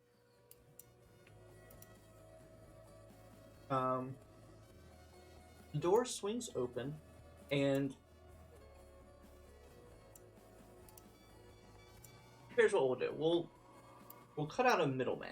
All of you go ahead and make either a... Just go ahead and make a perception check. All of you make a perception... Or all of you. The three of you make a perception check. Nat 20. Oh, no. I 8. stall. 8. Nice, twins! No way! I rolled a nat 1 on that one. Well, I will keep your passive skills in mind as well Cool. for that. I do have a 22 passive perception. Maybe Yeah, I'm- so, yes. So as you open up the door, immediately you're greeted by some natural light coming from the window and blinds on the far side of the office. And it's exactly what you'd expect from a collegiate professor's office. However, Varian, you've known Clive Holler, and you've also explained kind of his teaching mannerisms to your party members, and so that kind of helps them make a few additional deductions. Of course, you know, there's a very well-worn wooden desk on the far side of the room, a little big for a gnome man, but it's a very nice desk, with its own matching cushion chair. There's a guest chair and couch opposite of the desk for any students that come in, and of course there are shelves of books lining each wall. And a quick cursory glance, most of them are about science, botany, plants, alchemy, herbalism, poisons, whatever else. Nothing terribly out of the ordinary. Any of the blank sections of wall where normal professors would have, like, their degree hanging up on, where they got their undergrad, where they got their doctorate, any additional certificate. Dr. Cloveholler has upwards of 30 hanging certificates, awards, pictures, portraits, everything hanging up on the wall, where there's almost not a bare section of the wall. And alongside many of those portraits and certificates are shadow boxes of plants and flowers that are pressed into these boxes up on the walls.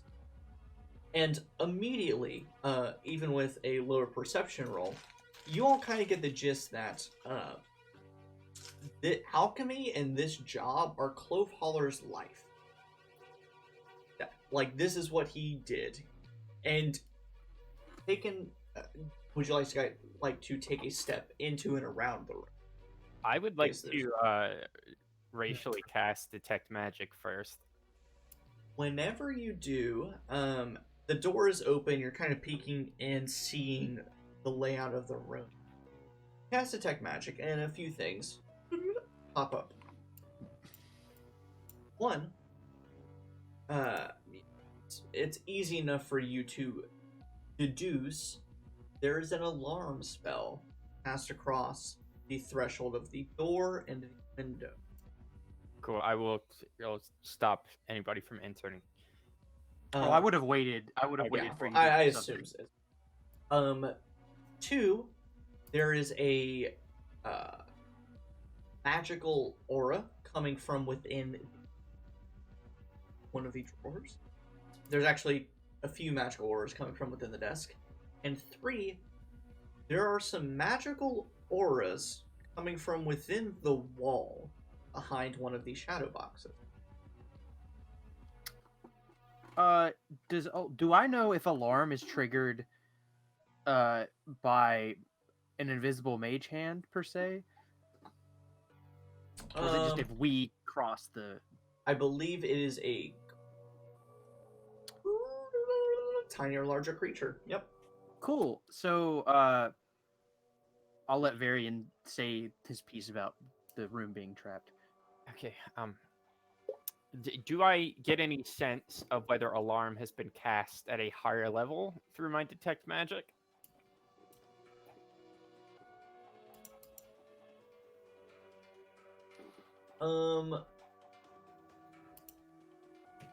We'll say taking the time.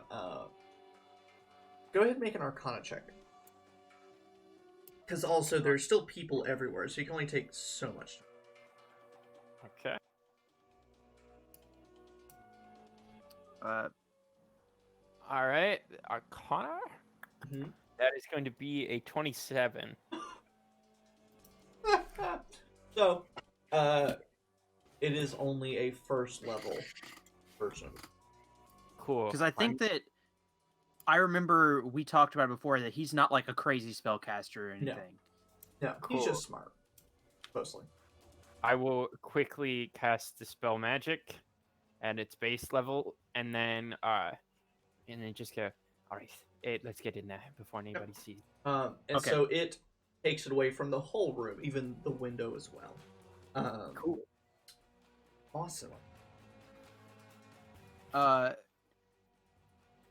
I am going to step into the room after that, and I want to, from across the room with my like 60 feet of mage hand I have now, I will move the shadow box in the corner, and with the mage hand just kind of shift it to see what magical thing is happening from across the room. And beyond the shadow box, it swings open to reveal a door of a safe behind it.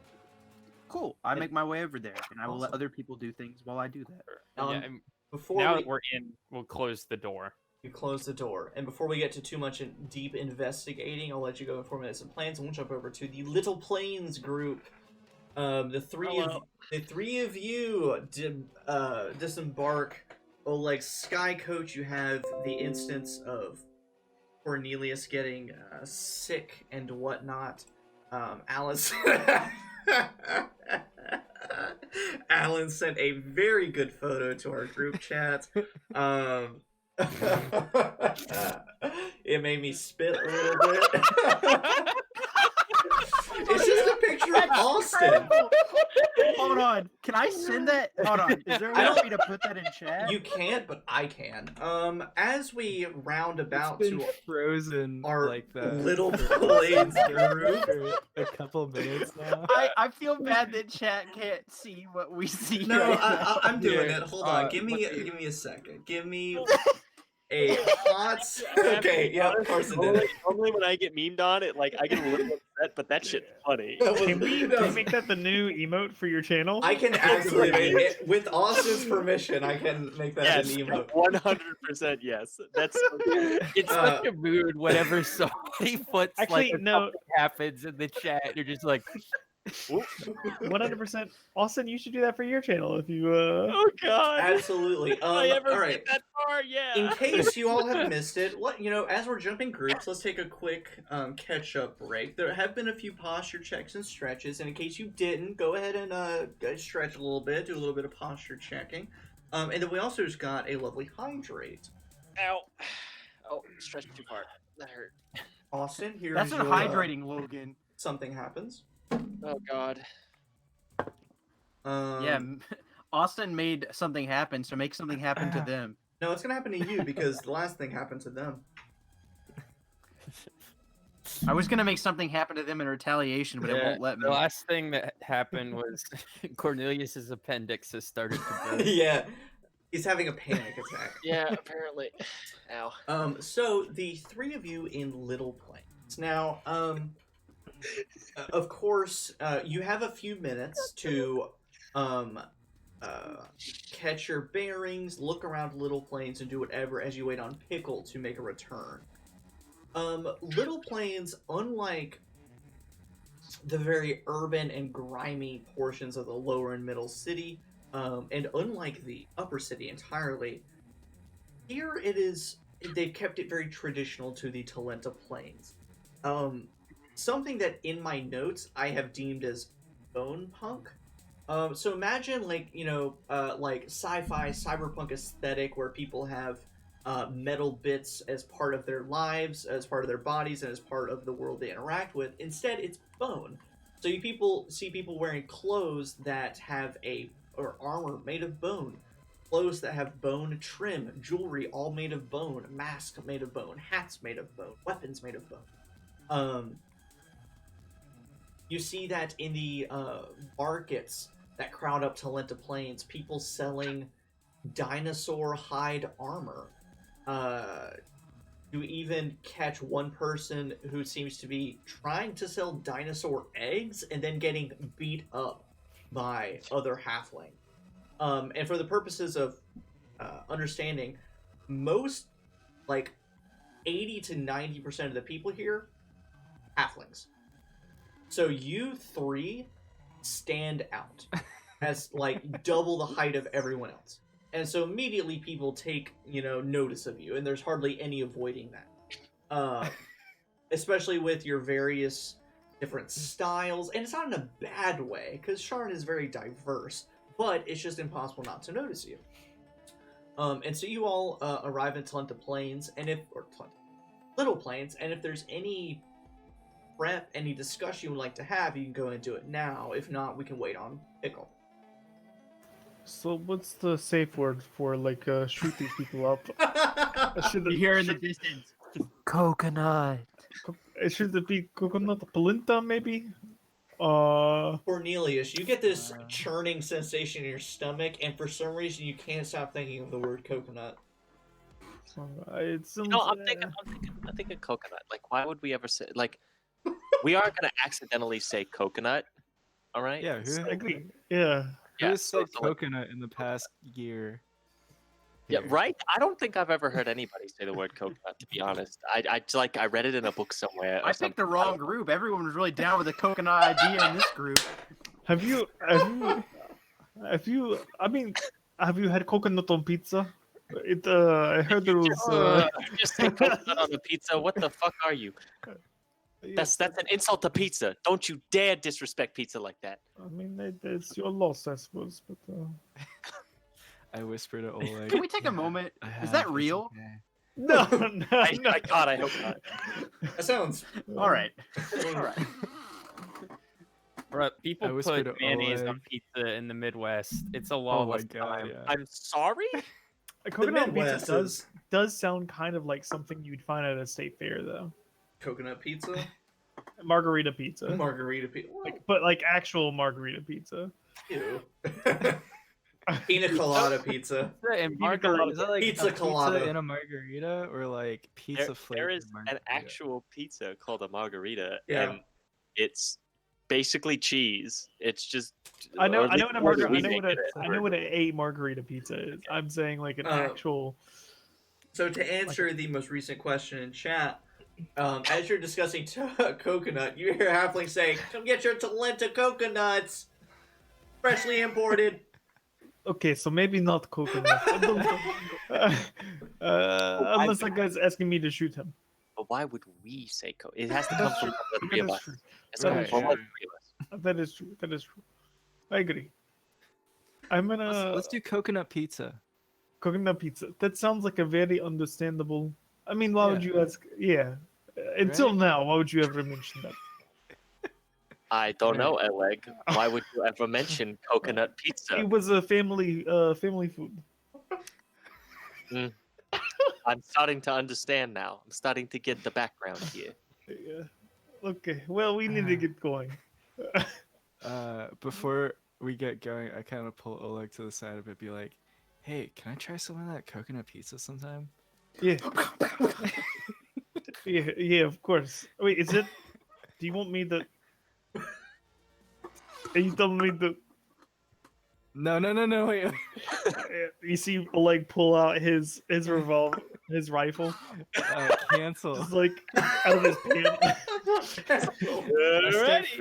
I start freaking out like one of those like phone AIs start activating, like Alexa cancel kind of thing. Like, No, stop. Okay, all right. Well, you let me know, and I'll be more than happy. Alright. I'll be ecstatic, actually. Wait, about the safe word thing or about the Let's get going. After a few minutes, Pickle returns to you. And unlike sending a message, Animal Messenger does not give you a response, but you can sort of get Pickle to lead you there. To wherever Clove Holler went. Did I get a response? What do you mean? Did I get I didn't get a response. No, so Animal Messenger does not allow people, because you can, in your own voice, send a message, but people can't respond, like, in the same way. So it's sort of a one-way messaging service. But, okay. since part of your thing was, like, where are you at, Pickle can lead you to wherever he just flew. Alright, Pickle. Be a pointer dog. And I let Pickle walk around on the ground for a bit. Pickle does that, like, weird bird walk across the sidewalk. And so the three of you begin your trek across the Little Plains. What is each of your passive perception? 10. 13? 21. Wow. Okay, let's see what happens. I'm so proud of that. No, That's yeah. awesome, yeah. Oh, hold on. I didn't think it'd actually be this close. I feel like Oleg and I aren't even like looking. We're just like you're just guiding us through a sea Oleg of doesn't. halflings. Oleg mostly just looks at his gun and hopes he can pull it out. And hopes that he can draw it. There we go. Okay. Awesome. Damn!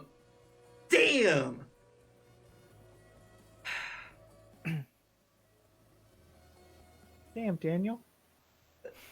Cornelius, you make your way over. You're following along Pickle, traveling with your little group of three. People are trying to shout their Talenta wares, varieties of clothing and decorations and jewelry and traditional foods. And not Wendelin, Alan. You say that there are plenty of food trucks offering traditional Talenta foods, like straight from Talenta Plains halfling who have immigrated here. And so you're incredibly tempted to stop, but Pickle keeps flying. I make a mental note. You make a mental note. And with Talenta Plains, it's hot, dry there.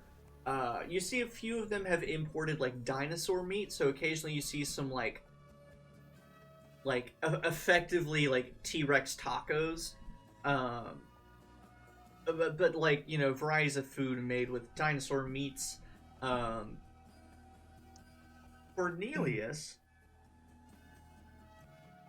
No one else notices, but you feel a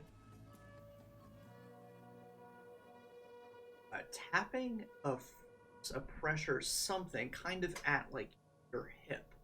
And when you take a quick glance, there is a halfling that tried to cut away your coin purse and unsuccessfully did so. And so your coin purse is barely hanging by a single thread, and you see a halfling like running away. As he is running away, I'm gonna take the partially cut coin purse and stuff it in an inner pocket of my coat and just zap him on the ass as he runs away. What do you mean zap him on the ass? I can either use no, I'm just gonna like basically like quickly mage hand him and just smack him with it. Yes. Like as he's running away. So Oleg and Wendelin, you watch Cornelius kind of turn around, and as there's a halfling amidst the crowds of halflings, one of them is like running. Cornelius turns, flicks his wrist, and a spectral hand smacks the halfling on the.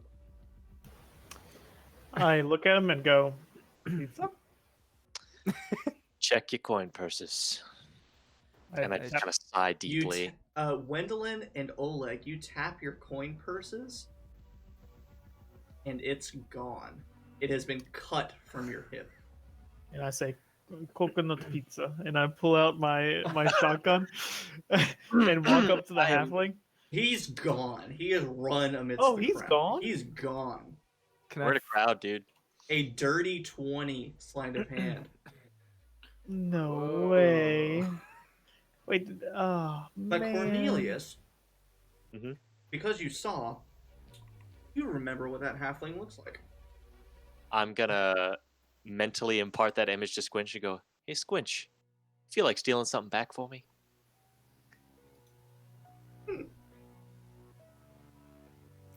I guess I'll try. Just do what you did with the gem. Go invisible. You know what he looks like. Go have a little fun. So Squinch I wink. flies And I away. wink at him as he goes to fly away. And as you continue crossing, now that you've been made aware of it, the three of you watch as all these halflings, they have some sticky fingers. A few of them, like, as you're walking past, Oleg, you see a few, like, reach out and, like, tap your revolver a little bit, like, ooh, look at that. A few of them, like, reach out, Wendelin, and rub their finger across, like, your armbands, like, oh. And, like, they got some sticky fingers, but because you're aware, you kind of deter that. You want to take a moment of Jacob double fisting those White Claws? Did anyone else see that? Whoa, Am I the only one who This is saw not that? about me right now. Why are you putting attention on me? Did anyone else, Play Chad, did D&D. anyone else Isn't that watch what him do it's about? that? I was not watching. the screen. I Leave even me alone. please clip that, Ron. Please Clipping clip it. Yes, that. please. Oh, clip I it. actually need to. Yeah, she's still on. Yeah, I like had half the frame covered anyway. I just saw like because I only could see like normally like less than half of Jacob. All of a sudden, I saw like go into frame. I was like, what? Oh, that's so funny. Leave me alone. So the three of you deter any future pickpockets, but these Little Plains halflings, they got some sticky fingers. And Well, so I'm broke. and yes, they effectively stole your whole whatever amount of coin you would have had on you. I know if for certain purposes, if you want to say like, of course I don't carry around 8 million gold pieces, I only carry 100 with me or something. You can, that's totally fine. But however much coin you would have been carrying with you, they just cut your coin purse and run. Okay, I rolled for it, and so I left. I did have that 100 only. I was determining how bougie Oleg was, whether or not he would actually Yeah. carry around his His whole amount of stash. money. So, I think since Wendelin is pretty much constantly on the move, she'd probably have all her money on her. Yeah. So it was all taken. yeah. But also, you're used to living communally, so it's not Yeah. really, you're like, oh shit, oh well. So the three of you follow after Pickle after that interaction and arrive outside one of the nicest buildings you've seen in Little. You stumble upon to what seems to be a club with like outdoor patio seating called the Scarlet. And if Wendolyn and Cornelius would make a history check for me. Oh, no. History. Okay. Where are you going? Wow. 22. Natural 20 for a 23. The Scarlet Frond, while there is no center for Boromar business, because the entire Khalistan district is run by the Boromar, Little Plains, being the halfling territory that it is also kind of Boromar territory. And as far as you both know, the Scarlet Frond is one of the, like, the clubs of the Boromar. Like, it is where the top dogs meet. Mirth in the Khalistan district is more, that's where you go to trade, that's where you go to gamble, that's where you just kind of go to hang out and do some dirty, low business. The Scarlet Frond, that's like high-class business. That's where you go not to play like, 1,000 gold piece buy-in poker. That's where you go to play like 5,000, 10,000 gold. And it's not even poker at that point. It's like weird animal races, just weird betting on things, sometimes betting on just like current events and politics. And so eventually Pickle, you take a glance around, you don't see Cloveholler, but Pickle lands on your shoulder, Wendolyn, once you arrive near the Scarlet Frond, this massive halfling club. Oh no.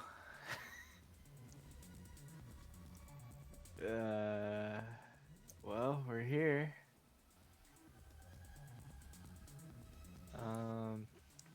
Are the pizzas ready? Wait a minute. Are you telling me that he's in there? Yeah. And just at a cursory glance, there's probably 200 to 300 people who could be here, many of which are members of the Boromar clan in some capacity.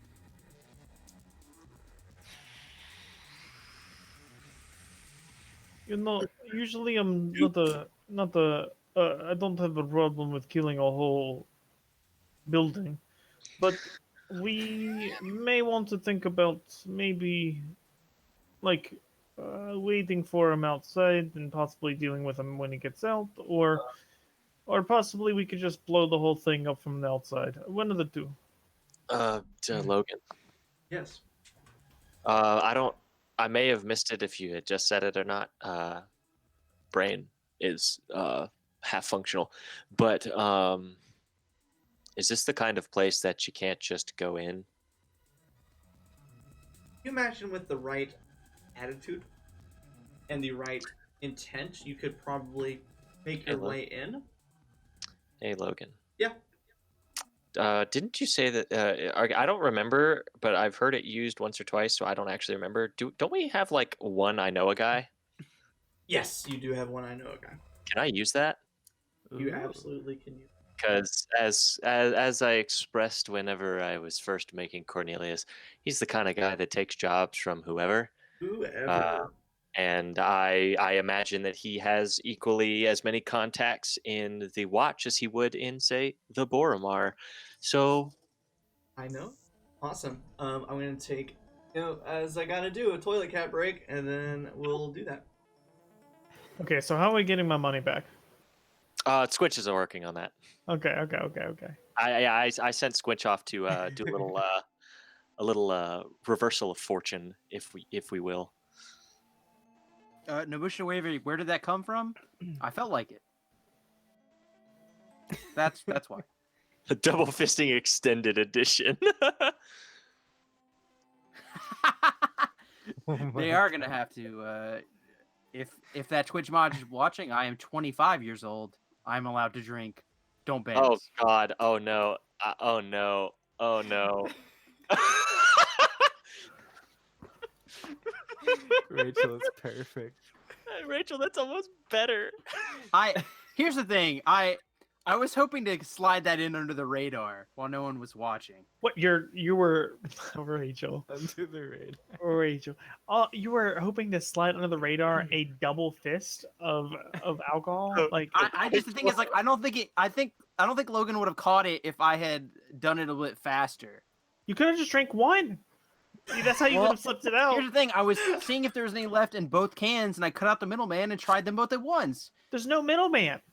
That's not how that works. It's not like Travis, Travis, have your butler named I know Billy. you may like to waste your time, but I am a man that is about efficiency and speed. We're playing D&D. What else you gotta do? I have way more time to do What do you other mean things a now hurry because for? I tried them both at once and I got my answer, and I am a better man for it. I don't think that's true. But we spent way more time talking about the fact that you did that. That was your fault, not mine. Well, on that I'm note, just, like- yep. Continuing. I was gonna say, just for clarification about that whole the emote and then the picture, the screenshot that was taken. My first thought when I saw that picture of myself was that's like it's like in my head is going through that moment in Thor Ragnarok where Thor shows up and Loki disguised as Odin goes, "Oh shit," just like really quietly, quickly, just, "Oh shit." That's what's going through my head. That's what I thought was going through my head when I saw that. Just oh shit. Cornelius. Yeah? We'll say that the person you know related to the Scarlet Frond, I'll give you a little bit of a freebie.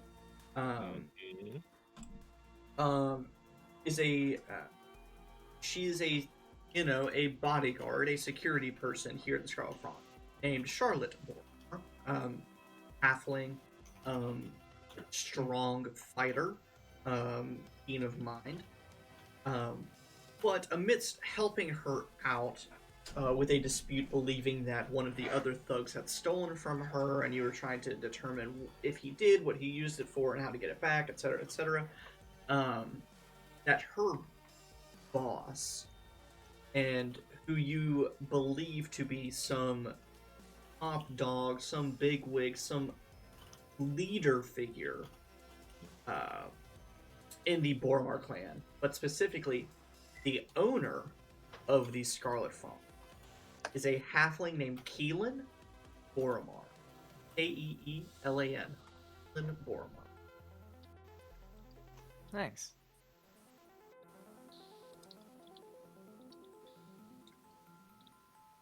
Okay.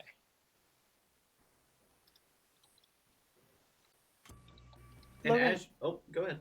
complete side note, why the fuck did I write the name Kisa? Travis, I cannot take responsibility for your notes. I have no idea. Who the fuck That is is relatable. Kisa?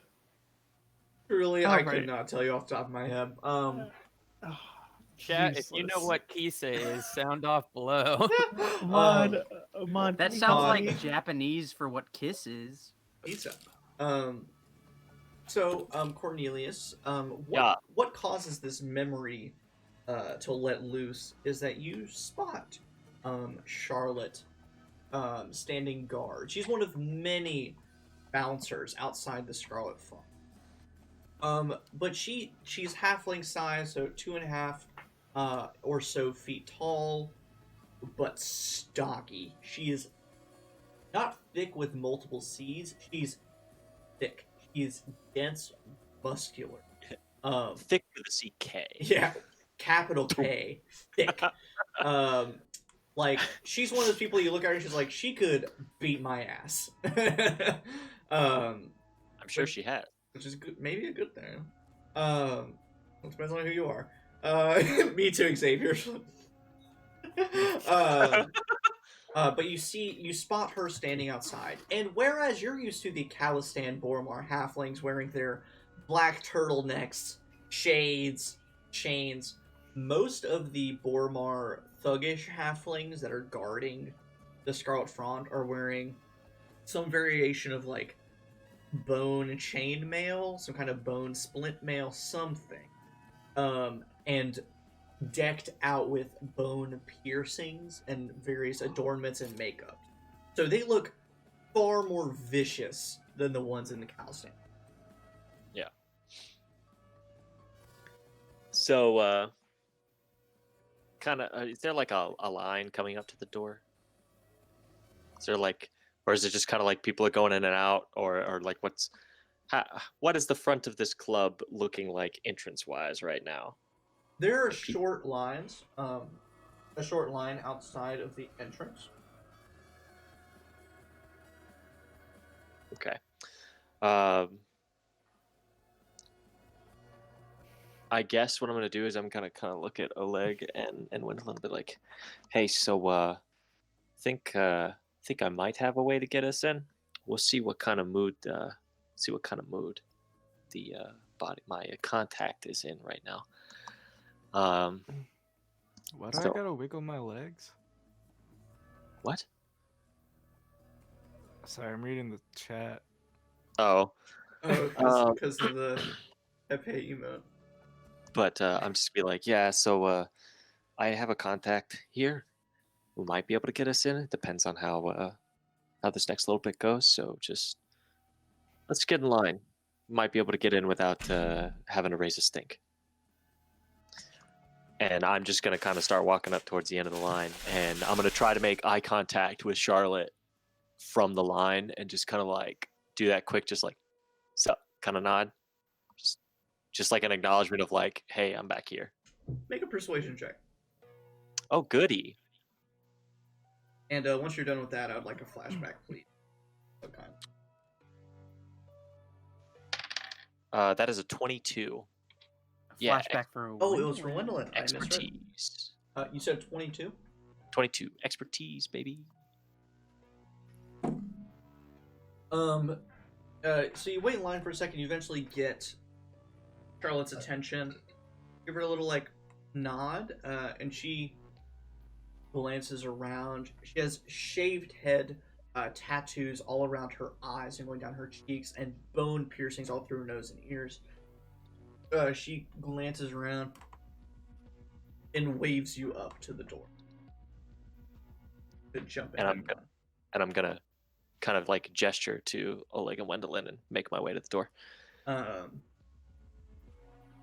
You make it up there, and she, again, you're humanoids, human people roughly in size and stature, over a bunch of halflings. So you're standing out. And so she looks up at you. The other bodyguards like look over and look up at you. And she gives you a very firm handshake, Cortez. Mm-hmm. Says, "Oh, it's been a while since I've seen you."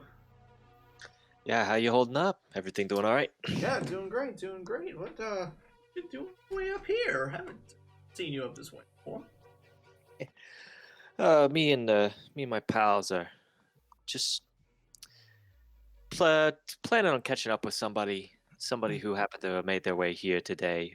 Figured we'd talk to him here because it's probably the only chance we're going to get to talk to him. We wanted to catch him today.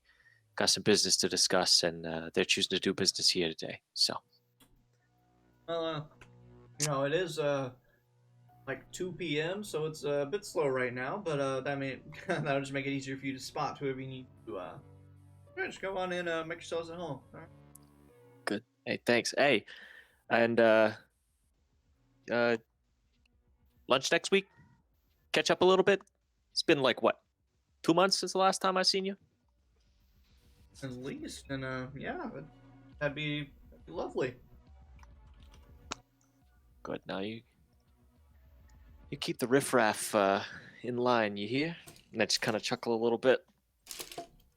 Well, if I've had Kind anything of with like it, that awkward, like, hey, I'm talking to my friend I haven't seen in a while, but like we don't know what to talk about because somebody's at work. And that's fair. Can't really go anywhere. Because of course. And then she kind of eyes up Wendland Oleg a little bit, lingers a little bit on Oleg and all of his dragon marked house attire, but moves on. Says, all right, take care. The drink special today is a little prickly pear martini. It's delicious. Here for some happy hour. Nothing with coconuts?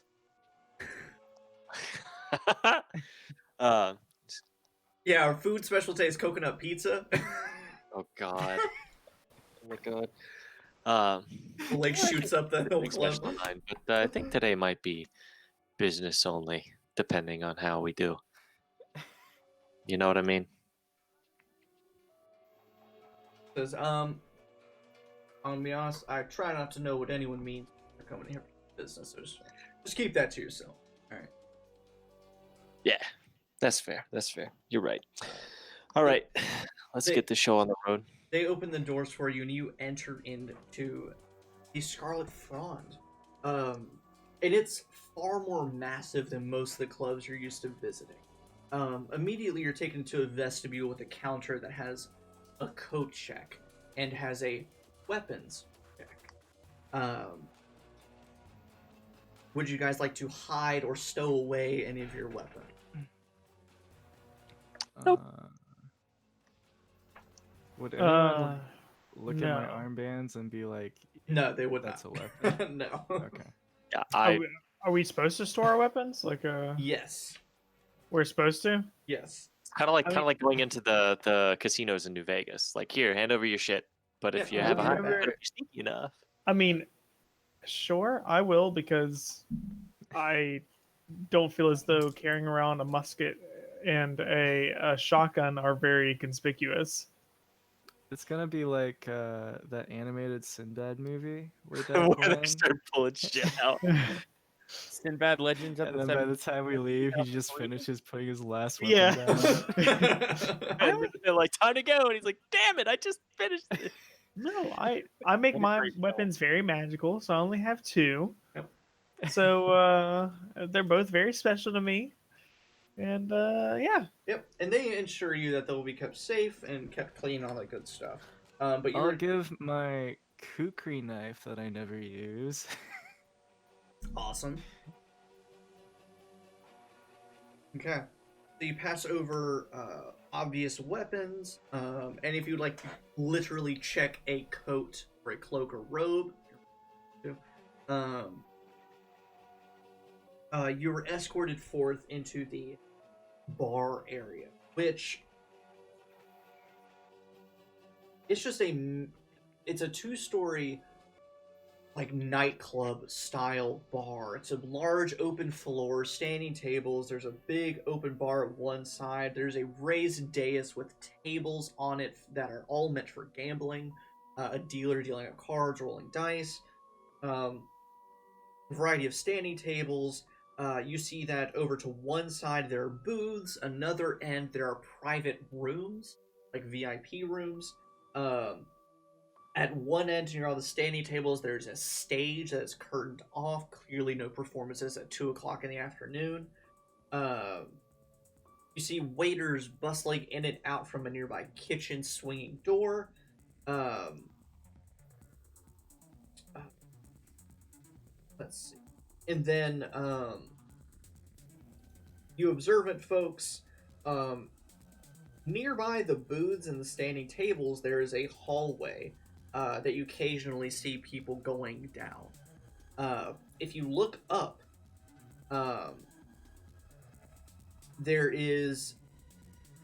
you can look up and see the ceiling up above where a lot of the tables are and see glass panes in the floor. So it seems to be some kind of overlook from the floor above. But then over where the stage is, there is an entire open space that leads up to the second floor for people looking at the concert upstairs view. So it is a massive club. There aren't terribly too many people here right now, but again, it's still popular. It's still fancy a little bit for Little Plains. So there's still quite a few well-to-do people here mingling. And you are free to do whatever you like. It's like a wizard DJ. There's music playing and That vibrating Gwendolyn through the room. flashback, though. Yes, Gwendolyn, as you go into this nightclub, Alan, if you want to give me a flashback. Thank you for reminding me. Can it be a series of moments? Absolutely, it can. Alright, so this is the Boromar clan. This is the crime syndicate of Sharn, right? The Mafia. Gwendolyn has a flashback to, I guess, the first moment she recollects is when she is around 8 or so, and she is walking through the streets of Sharn near the Rattlestone district with her family. 2 brothers and her parent, her mother and father. And they are on their way to go see some festival that's going on in Sharn. Just some local thing in the district going on. And suddenly, they get caught in some crossfire between the Boromar clan and the Sharn Watch. And this was a pretty messy occasion because it's one of those ones where there were a lot of civilians in the area. So there were a lot of lost lives that day. And in the commotion, Gwendolyn and her family got split up. And a lot of them didn't make it. So then she remembers the next moment, which is back in the Rattlestone district a few days later. And she comes back to her home for the first time without her family. And there's a moment, there's a while where she's just there. She's just sitting in her chair in the kitchen. Not sure what you're supposed to do. And then she gets a knock on the door. So she gets up and goes to the door, the front door, and there is one of her neighbors. And she was young, she was 8 years old, so she didn't really remember all of her neighbors' names. But she remembered her face. And that woman came in and brought in a casserole and stayed with her for that entire day, all the way through the evening, made sure she ate, made sure she took a shower, brushed her teeth, even read her a story, and tucked her into bed. And then the next day, same thing happened, but with a different neighbor. And then another day, and another day. And so, from 8 years old, Gwendolyn was raised by Rattlestone. And she always remembered that day that she lost her family. And she always remembered it was the Boromar clan. But also she remembers that all of her neighbors, all of her friends, people that even barely knew her, took care of her. And so a little ideal grew and was nurtured. A small belief and perspective that this could be all of Sharn. That each of us could take care of one another when we're down, when the worst days can happen. And we can treat each other as just one giant family. And now she's here. That was an absolutely lovely flashback. Bring some tears. And you made Jacob leave. Look at what you did. Jacob had to leave. And it's gone. Wait. I went to He's unmute done. myself and be like, "That was worth the tings." Then I accidentally left the call because my finger went too far to the side. You dingus. Okay, most people are in the right spot. My bad. Half the screen's in the right spot. So what we'll do is, because I'm trying to reach a certain point by we'll go ahead and jump back as you guys are standing. Actually, before we jump back, I want to go ahead and let you know. People in the Little Plains and the Scarlet Fawn. I'll go and let you know. On the first floor, you do a quick scan of the few people that are here, and you do not spot Fine Clove Hall here. You said that the roof is glass, like it's an observation floor?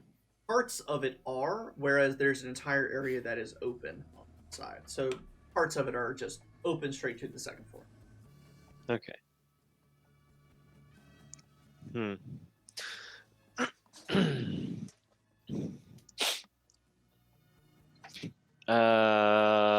One second. Let me look at something. How high is the roof? For me? About 25 feet, 25, 30 feet. 25 feet? Cool. I'm going to use Ghostly Gaze. Allows me to see through solid objects for a minute up to 30 feet. So I'm going to Ghostly Gaze and look up and see Stare if I can up. see Clove Holler through the floor. Oh my gosh, make a perception check for him. Gladly. That's badass. Okay. I'm gonna use the. Hang on. Did somebody inspire me in this one, or was that from last time? There was an inspire in the chat. I don't recall. Because I got an inspire like at the end of the last session too, and I don't. Did Travis inspire Nobushi Nueve's next characters? Oh, cool. Never mind. Never Yeah, I mind. did. All right, that's what I saw. Never mind. Okay. You are now inspired by Todd. Cool. That would be a 21. 21. Otherwise, it's gonna be bad. You walk around, peering through.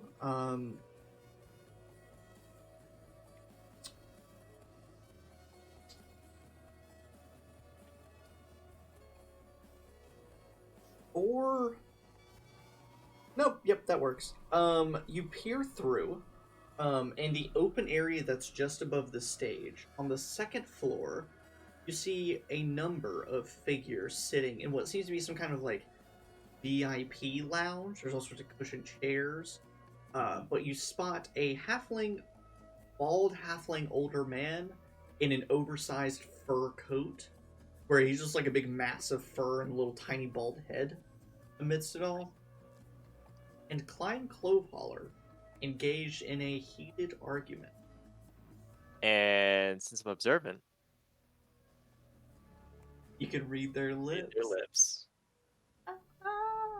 Man, you don't even have to have any kind of confrontation. You just do it from a distance and be like, alright, we're good. It's almost like that's why I sent him specifically. It's to almost that like I thing. came here with a plan. I love it.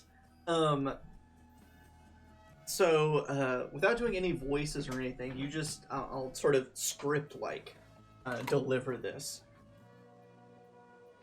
Cloveholler is yelling and saying, "When I sold you the rights to my formula, I didn't think you'd be doing it to murder high-profile individuals." The man, halfling in the fur coat, saying, "I don't know anything about these murders. You need to watch your accusation. I was just in this for the money. If you're going to be selling this to, serial killers and murderers and assassins, don't be selling it. Our contract is done." And then the halfling said, Oh, no, that's not how that works. Whatever they do with this poison is their business. And to be frank, I don't know who the fuck is selling, who they're selling this to. That's not my business. And it kind of goes back and forth of negotiating. I need out of this contract if I'm going to be involved. You need to pull my poisons off the market. He says, well, can't do that, sorry.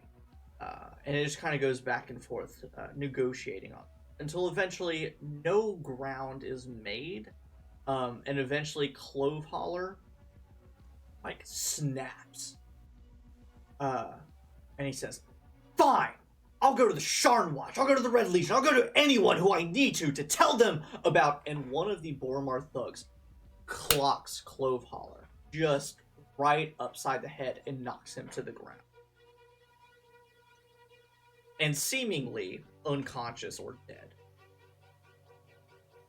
Shit. And then at this point, your ghostly gaze. Cool.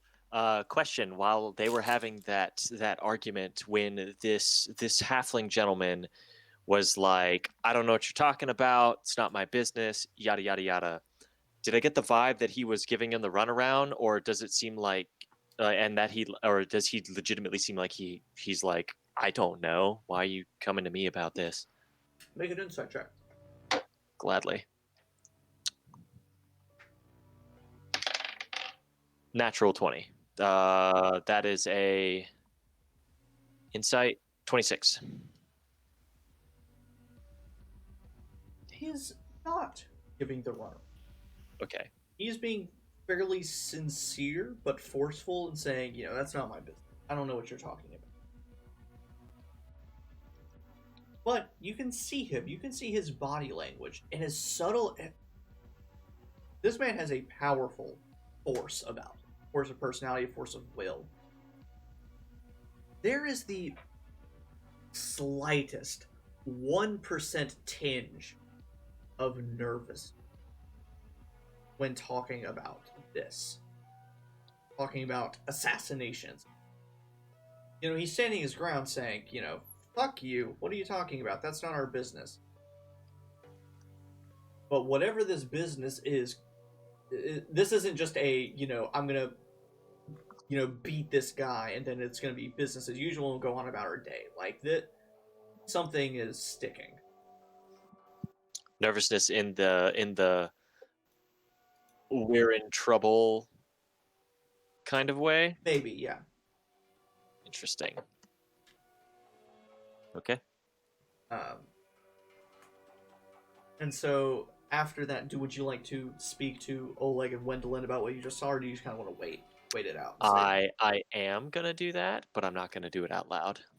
Oh yeah, you mind link. Cornelius tells you, yeah. What do your seemingly Yeah, human and eyes see? Yeah, and since I have both, have both Awakened Mind and Mind Link, since technically they only work on one target each, but I have both of them, I'm gonna use both of them to talk to them, so I don't have to worry about. Just different qualities of audio. Yeah. Basically, one's a little more wispy and ethereal, and the other one's a little more creepy sounding. It has an undertone to it. It has like a little bit of a minor bassy undertone to it, and I'm basically going to be like, all right, so I got us in, and I looked through the floor, and this is what they were arguing about, and I tell them, I basically recite to them the argument, and then tell them that they knocked Clove Holler out, and then I tell them, this is the read I got off of this guy.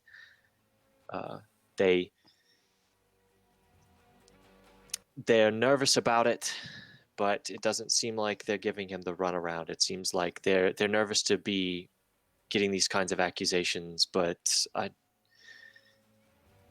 don't think the Boromar is necessarily directly responsible for what's going on. I think they're indirectly responsible. Who's he talking to? Clove Holler was talking to a bald halfling gentleman, fur coat, oversized fur coat. Looks like he might be one of the guys in charge, one of the higher ups. Looks from the sounds of it, they had some kind of distribution deal where Clove Holler was selling his formula to them, and they were redistributing it. And well, sounds like Clove Hollow really didn't know what was going on, and it sounds like that the Boromar had an idea of the kind of things that were going on, but weren't expecting it to go this far, is what I'm getting from that, maybe. But they definitely seem nervous about the fact that Clove Hollow is butted in. And Clove Hollow is unconscious on the floor. They knocked And- his ass out after he threatened to go to the watch. Cornelius, after a few moments, as observant as you are, you hear Clove. Can you what? Can I use my I know a guy to recognize who the person is that Clove Holler Yes. is talking to? Big fur coat was enough for you. That is the club's owner, Keelan Boromar, who is one of the top dogs of the Boromar. He owns the Scarlet Fawn. And after a moment, Cornelius, you finish telling them what you heard. You can hear Clove Holler's voice again. And you hear him go like, no, please! And you hear another impact. A few moments pass, and you hear him go, oh, not again! They're just repeatedly knocking him And out. it sounds like he just keeps regaining consciousness. They beat him. That man's gonna have brain damage by the end of this. Jesus. Is there anything else you would like to do in the meantime? He shouldn't have been mean to me at the party. So.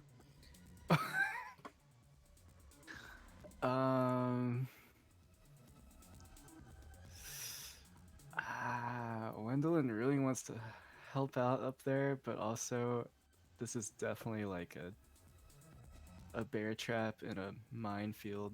A bear trap in a minefield.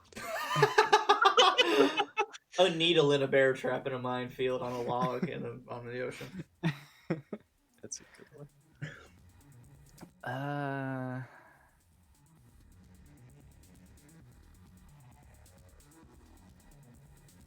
After several moments, you can occasionally hear the impact. It eventually stops. And then eventually you see Klein Clovehollow descend the stairs at the back of the club, expecting him to be bruised and black-eyed. He looks totally fine. He's a little, like, you can see he has, like, kind of a wide-eyed expression, but he has no bruises or physical marking. As if he received magical.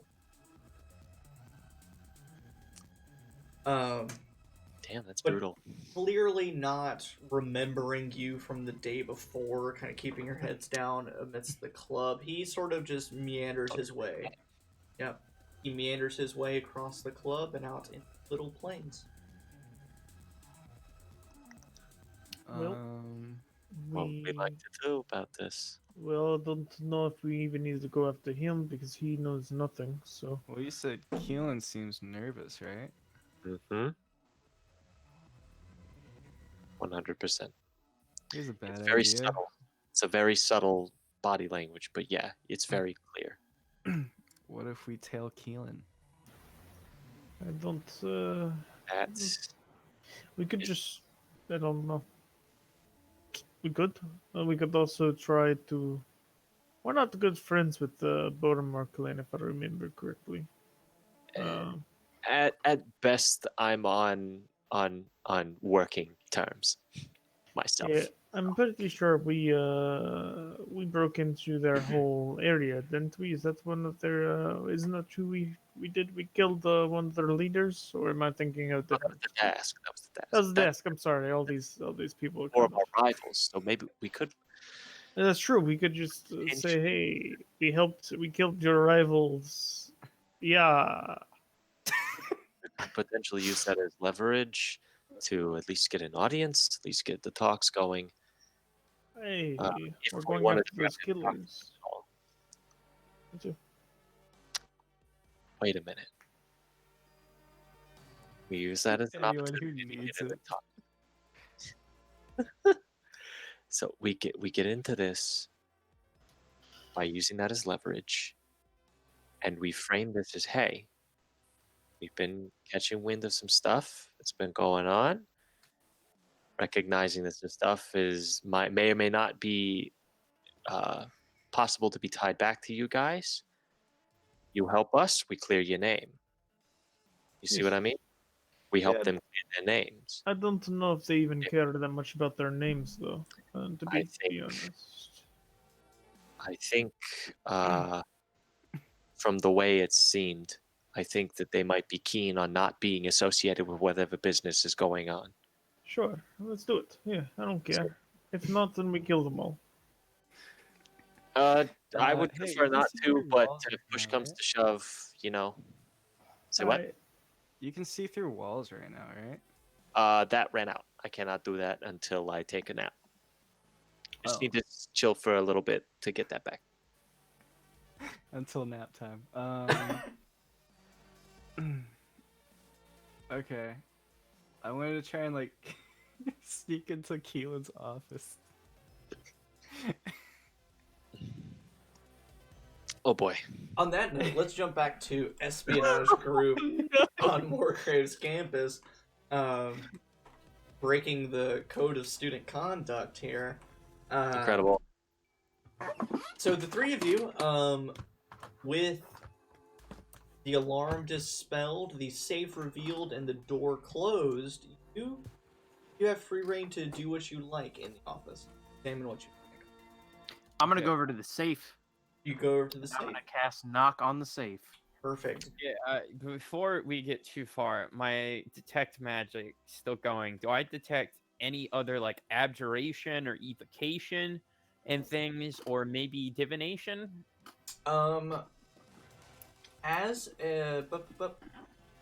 Within the safe that that Donovan is now casting knock on. It is some abjuration magic, so assuming some arcane lock. Within the safe, you see another little bit of abjuration, a bit of evocation, and oh gee, I actually don't know what kind of magic this would be.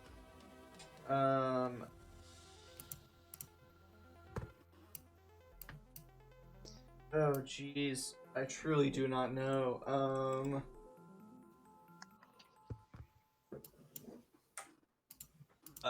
Pardon me for giving you this alternative, because I truly don't know what it would be. Either abjuration / necromancy. Within the desk, one radiates evocation, while another form radiates transmutation. Donovan, be careful with that safe. There seems to be something of evocation variety in the inside. Okay, I got you. I'll check for magical traps first. Okay, go ahead and make an Arcana check. Can it be an investigation check? It can be an Arcana check. Okay. Just thought I'd ask. 16. Dad said no. You said 16? Ah. No magical traps, but you do detect the same kind of arcane lock as previously. I will cast knock then. The safe clicks, and you are able to open the door freely. I step back several like 15 feet, and I open the safe with my invisible mage hand. So, pardon this, something happens from previous. You start backing up, and you're so focused on disarming the safe and opening it that you back into the desk. And an inkwell falls over and onto the floor. And immediately it sets in and stains the carpet of the office. No.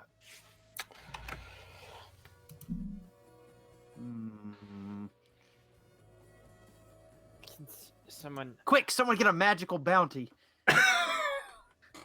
It's the quicker magical picker-upper. How Terrible. how big of a stain is it? Maybe like 8 One or so bounty sheet inches worth. across. Can somebody Okay. just What if we just take a slightly adjust everything to the right?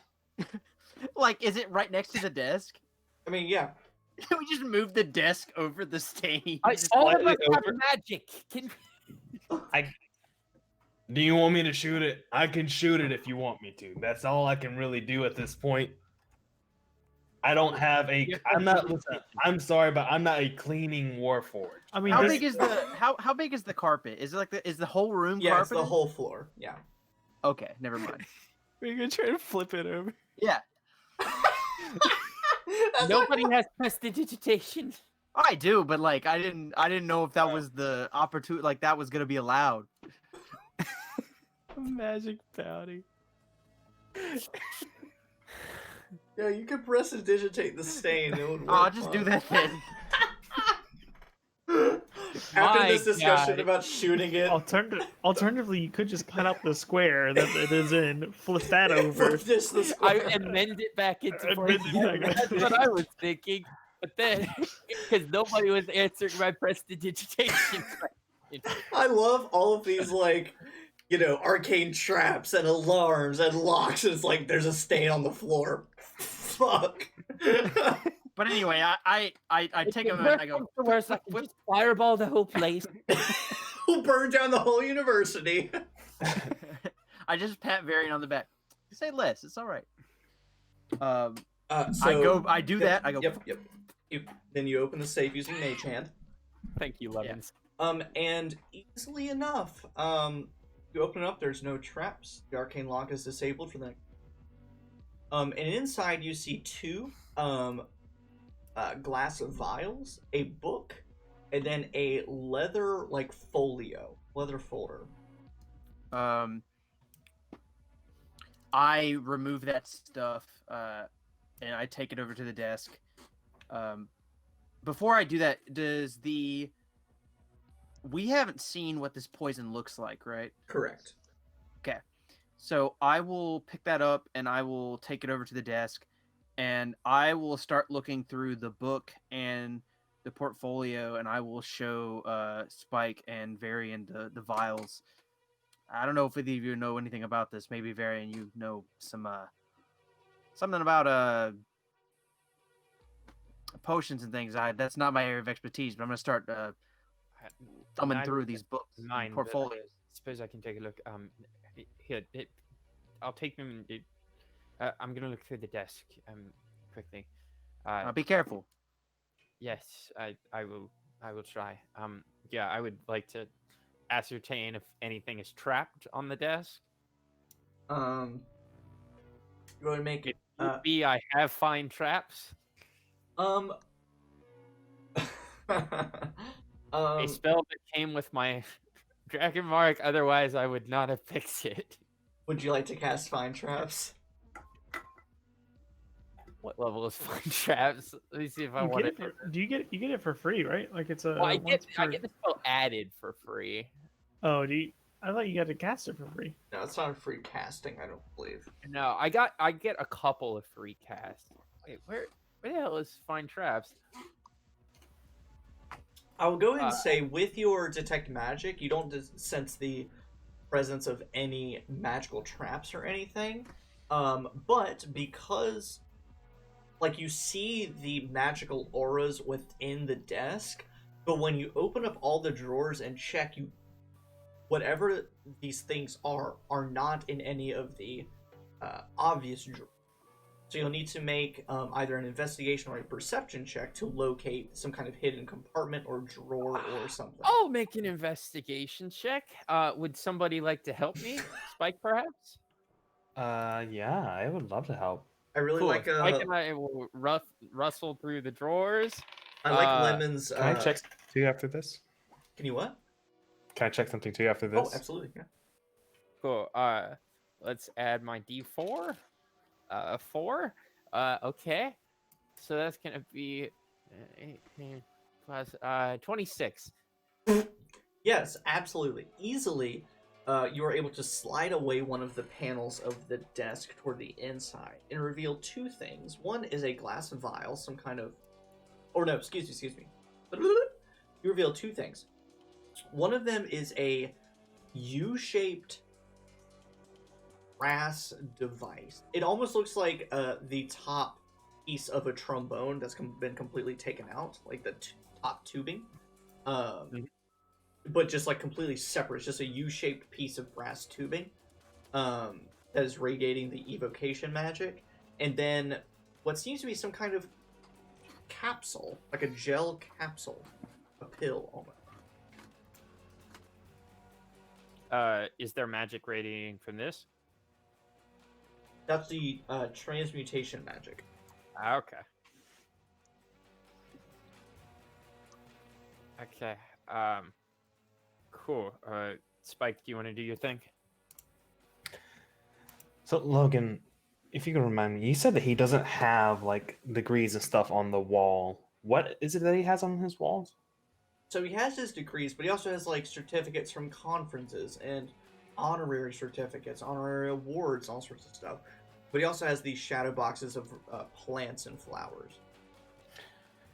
Can I check and see if there's anything hiding behind it? Any of the shadow boxes? Yes. So the safe was hidden behind one shadow box, and you start checking all the others, and the rest are pretty well situated into the wall. Okay, the rest of it. Okay, so there's nothing additional there. Okay. Yeah. And you start, you turn some of the frames and some of the certificates and awards and all those, they don't seem to be concealing anything else. Okay, just make sure. Can I keep a lookout? Absolutely you can. Outside of the office, or inside at the door, or at the window? At the door. I just want to make sure no one's like coming down the hallway towards us. Gotcha. Okay. So now you start thumbing through that book. First, thumbing through that book. The book itself, it smells sour. It has like this acidic smell to it. The binding is fitted with a variety of metals. Some of it seems like some of the bindings on the side and the latch holding it together seem to be multiple metals that are like melded together almost. And not just like, oh, copper and iron. Like there's some gold melded in there as well. As you start thumbing through some of the pages are stained terribly, much like the alchemy professor himself. You notice that it contains a variety of like alchemy recipes and combinations and bases and reagents, but it also contains a variety of spells as well tucked into its page. Point where it seems like some kind of like mage's alchemy guide. I drag and highlight all that, copy, save as new file in my brain.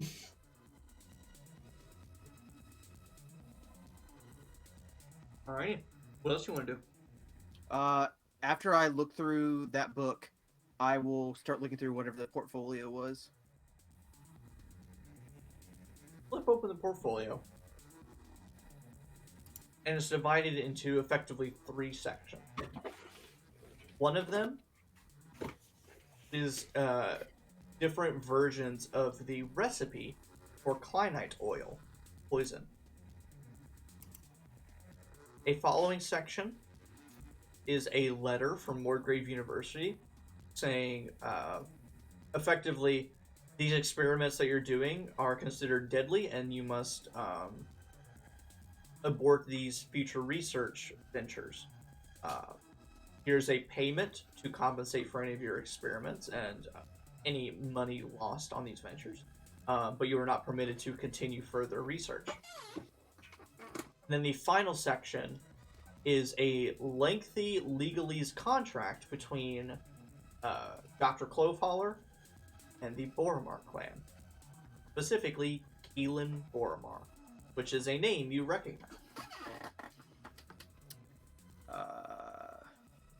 When I read that, I just the slightest like twinge of like, don't like that.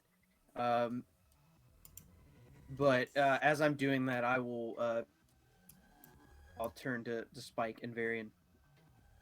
Seems like he's got some kind of deal with the Boromar clan. Exclusive rights to his poison or something like that. That would make sense why he was so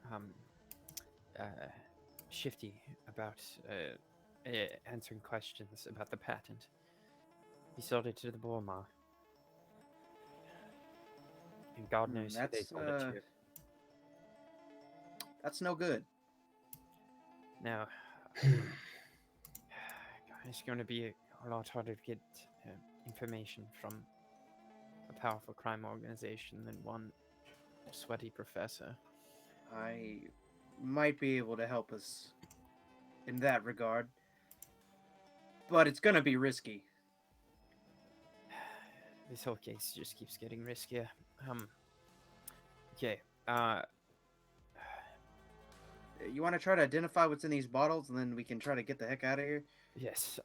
I will not ritually cast Identify. I will just use spell slots. And I'll start putting the book and the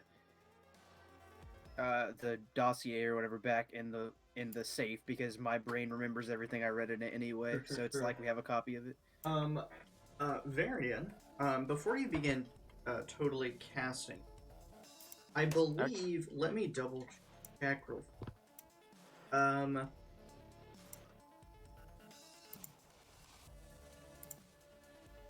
I'm fairly certain, I don't remember shit where I found or read or covered this information. But I feel like I recall identifying potions does not require identify, because you can just do sort of like a pinky test. Okay, well that'd be cool. Let me... potions are an exception to identifying an item. A little taste is enough to tell the taster what the potion does. Okay, and I've been going to magic school for a long time now. I'd probably have a potions class. You will have to... the one thing you will have to... palette. Yeah, identify. You still have the U-shaped, like, brass contraption and the capsule. But the two potions from the safe, one is a potion of superior healing, which is 8d4 plus 4. And the other is a potion of longevity, which reduces your age. Okay. I guess this is the equivalent of finding a box of hair dye. I feel like it's a little bit better. I don't... Yeah, I'm just imagining like this nervous little fucking sweating gnome just having hair dyed dribbling down his face like Rudy Giuliani. That was like Giuliani already knows his face. Presser the other day. I just want to say we have 21 viewers right now. I know. Hello, our viewers. I am. What's up? I am. That timely Rudy flabbergasted. Giuliani reference. That was a good will timely surely age reference. well in the VOD. Clovehaller's got a little bit too much of a touch of gray. And on I was that gonna say note, it's like finding receipts for Botox injections. Yes. But, you know. this last something happens. Varian, you kind of do a pinky test of each potion, and you pick them up. They slosh around a little bit, and I am deeply sorry. This is one of my least favorite something happens. You've been in class all morning, took a lunch break, and you met up with your friends, and now you're doing this. You haven't peed, woke up. And it's now hitting you as you're tasting these potions. You hear them sloshing around. You start thinking like, oh no. This is it. Gotta toy the cat. Okay, so the something happens is that I've got to pee. You've got to pee. Not that I've pissed my No, pants. but that you have to pee. Okay, Kid, you okay? yeah, I just really have to use the restroom? Can we? All right, pick a corner. Like right here, right now. We're kind of in like a important, stressful situation right now. You gotta. I You know. can't hold That's it. not helping it. Just pick a corner. Don't pick a corner. Don't piss I'm here. not- Literally, just okay. Here's what I'm saying. Pick a corner. Just prestidigitate it away. Easy. The J.K. Rowling method. This is disgusting. What? Okay, for clarification, she said that the I reason know there are exactly no what you're talking bathrooms about. in Hogwarts is that the wizards just piss and shit themselves and just apparate the piss and shit Okay. away. There are bathrooms in Hogwarts. That's the whole Yeah, point of like yeah, the first that was book. just Before they put in plumbing. Okay, sorry. Oh, okay. Yeah. I was like, My what they point had is- been. Just pick a corner, kid. Do No, not put it in a pick potion bottle. corner. Put it Variant, in a potion whatever bottle. you do That not is pick a unfortunately corner. low Oh on the no, list. even funnier. J.K. Rowling. Even funnier. I have a funny. Okay, so that potion of longevity you just found. Just pee in that. It'll be really funny. This guy's a jackass. First of all, think about it. He literally is poisoning people for profit. Just pee in his potion. He'll drink and be Okay. like, "Oh, I'm younger, but also I drink piss." Haha, funny joke. Do it. You're such bad advice. I'm just going to go. Just pee in the potion. It'll be funny. It's full. Dump some out. We just had to deal with the stain. Come Like, we're on. ready to blast it away. Oh, what is everyone going crazy? My You're God. the Come one. on, That's, Spike, you're that'd the be one that's funny. trying to pee right now. Spike, that'd be funny. Come on. Admit it'd be funny. No. I do not emit bodily fluids, so I don't think it'll be that great. Yes. Why are you? I don't know why do you enjoy it so You much. don't know. Listen, I will. Variant, listen, it's your school. Do whatever you want to do, I guess. But if you're gonna piss and someone catches us because you're pissing, it's your fault. Listen. Can you hold it? We're about done. 60 seconds, no more. No, we're literally about 60 done. Just put, I'm gonna put this stuff in. Arguing with it is eating into the 60 59, Go. 58. All I'm saying is, I'm 7, gonna. Okay, you go out. I'm gonna put the 56. stuff back in the safe, and I'm gonna close the door. And we're gonna leave. All right? 50. Okay. I put the stuff back in the safe, and I 45. close the safe. Wait. Okay. Are we putting this stuff back in 40. the safe? Yeah, I've got it in my brain. Okay. Wait, are you putting 35. all of it or just the documents back up? I'm fine with putting everything back in the safe. We don't need anything else. 30. I feel like it's gonna. Okay, this is out of the. It's gonna be already pretty obvious that somebody broke in. All right, fine. I'm gonna take both of the things with me. Okay, cool. And I will slip the trombone slide and the capsule in my coat. And just while everybody's putting things back in place, I'm gonna crack the door open and peer out and see if anything's. Have people gone to class yet? People have gone to class, people have left class. It's effectively in the same state, but so many things are happening that if you just like walked out, closed the door, that people probably wouldn't notice. Okay, cool. I still had my dumb idea of clearing it from before, but yeah, I will just pop out and take a very hurried but ostensibly nonchalant like speed walk to the bathroom. On your way to the nearest bathroom, you are stopped on like because you know how whenever you have to pee and the closer you get to the bathroom, the more you have to pee. Yeah. That starts happening. Yeah, I'm a person. That's Yes. So you're almost there, and your path gets cut off by somebody. You recognize it as like one of like the messengers, kind of local runners for Morgrave. Typically a local student who has taken on the part-time job of being a messenger on campus. So she says, "Oh, hey, Varian, is that you, man? Sorry. yes. Lovely to see you. I'm afraid I have to be somewhere. Very quickly. No, I just have a message to leave real quick. I just kind of, kind of serendipity. We ran into each other here. Yeah, Just give me 1 second. I'll find the letter for very you. lucky. Very lucky. Thank you. Where is it now? Just 1 second. I'm delivering a lot of letters today.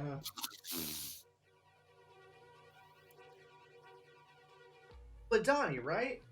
Yes. E10.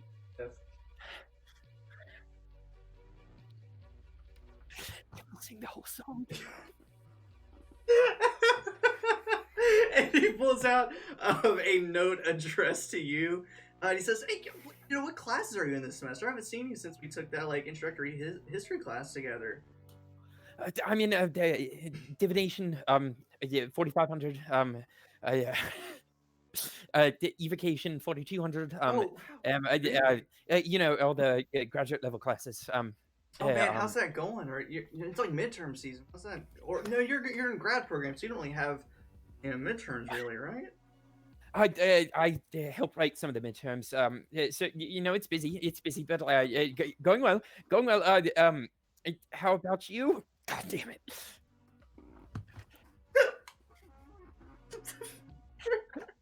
15. I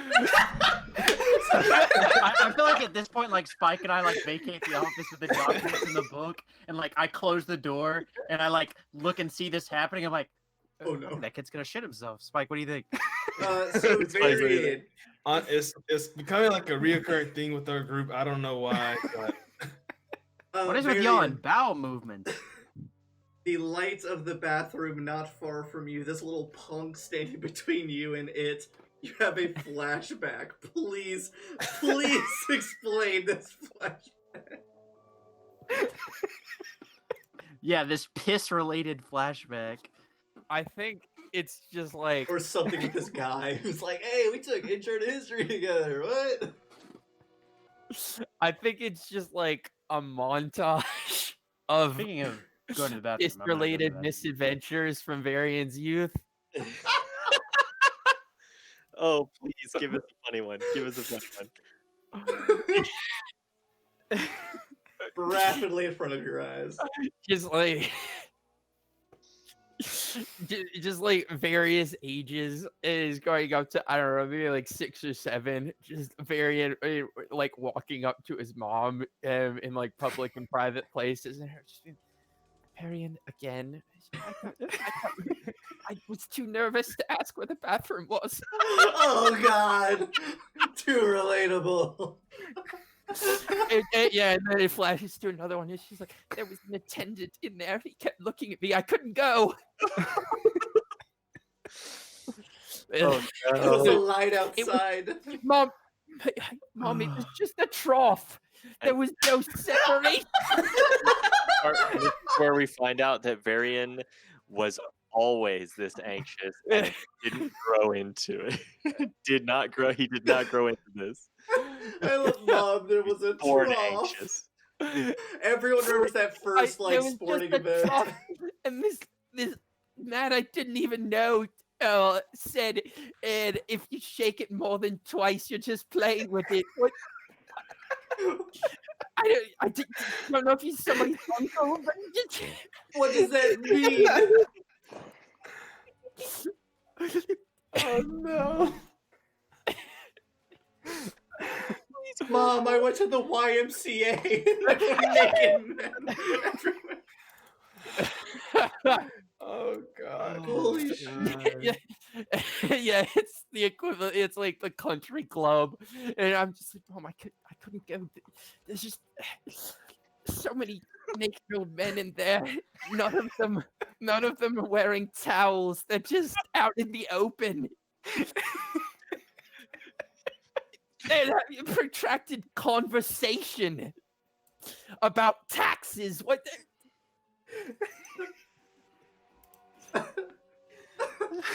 Oh, What did I jeez. miss? Oh, it's so much. We gotta clip that whole string. My favorite. Thank you. My favorite piece: Variations on a Piss by Varian. This is probably like the best moment. This is my favorite Varian moment. Hey, remember we got a traumatic look into Varian's anxiety when he was Yeah. younger? Yeah. I don't know. Look My at favorite waffles. moment is still talking about his mom's cookies. Like the That's a good one, too. production of his cookies. It's a good running joke. Oh, gee. So, The fact that you use her cookies as shotgun. so Varian being stuck in this conversation with this punk from your undergrad. eventually you kind of push past him, attend to your business. People at the Scarlet Frond. Cloveholler leaves the club. What would you like to do? I want to find Keelan's office. How? Carefully. Can I use some context clues of like where's the place that people aren't allowed to go? Mostly just the second floor. VIPs are allowed up there. You've got a charisma person in your party, so you imagine you could swoon your way up there if you so like. But How how well lit is this club? It's lit. it's daytime. There's a little bit of light coming in from the windows. You got some ever-burning lights around, some magical lights. So it's adequately lit. Okay.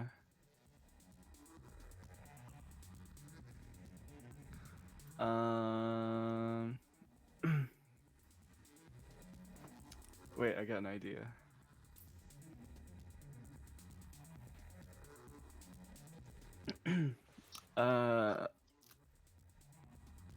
Okay, cool. I'll turn to I'll turn to Cornelius and Oleg whenever he comes back. Oleg went to the back. To and just be like, Slurp. I need you guys to make a distraction. What kind of distraction? Loud, big. Oh boy. Maybe something right outside the club or something.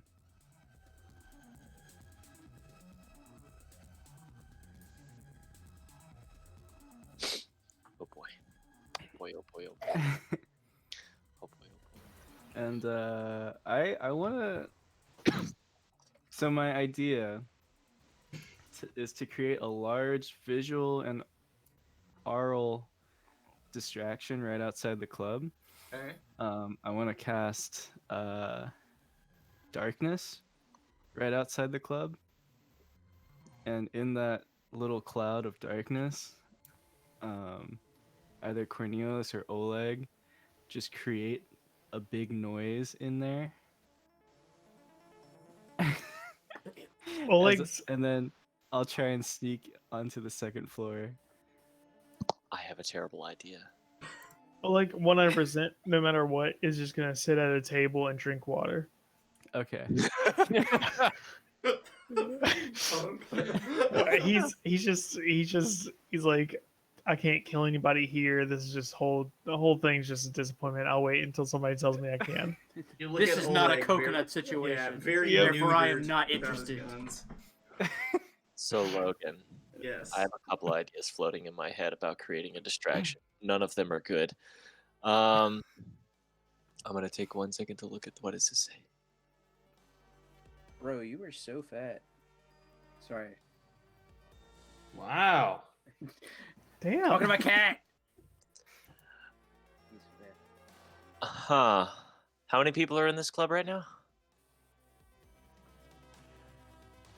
You guess probably about 100 and Okay. Good. including like thugs. That's almost gonna make this worse / better. I would just like to let you know, Wendolyn, I might get kicked out of a club for you. So I have No. three. I have three. No. Three Wait, don't do this. I have an idea if you're gonna do anything that's not. I Wait, have. I want three to hear. I want to hear all the ideas. Okay. Hang on. I might have 4 ideas. Hang on. Oh my god. They're all That's a lot of spell ideas. Yeah, because I have several spells that could work very well in this instance. There it is. Oh no, that one's too obvious. Okay, all right. So I have 3 spells that I am perfectly willing and ready to cast for the purpose of causing distraction. The first one is pretty mild, pretty tame. It's Tasha's Hideous Laughter. basically make someone go fucking crazy in the middle of this floor, and everybody draw attention. Okay. One is a little more on the violent side. I would be casting enemies abound on somebody, and if they fail, they're going to regard everybody around them as an enemy. Or I can just cast fear. Just blast the room with fear and make everyone freak out. I like the fear. I also like the touch and serious laughter. Do you have a phantasmal force? I don't know if that's a skill. Actually, yes. Meta, yes, I do. I have a lot of things that fuck with people's minds. I just want you to know. I think it'd be very fun to do either fear or touch and serious laughter or phantasmal force, and have one of the Boromir clan people believe that maybe the speakers are Dask clans coming into their home.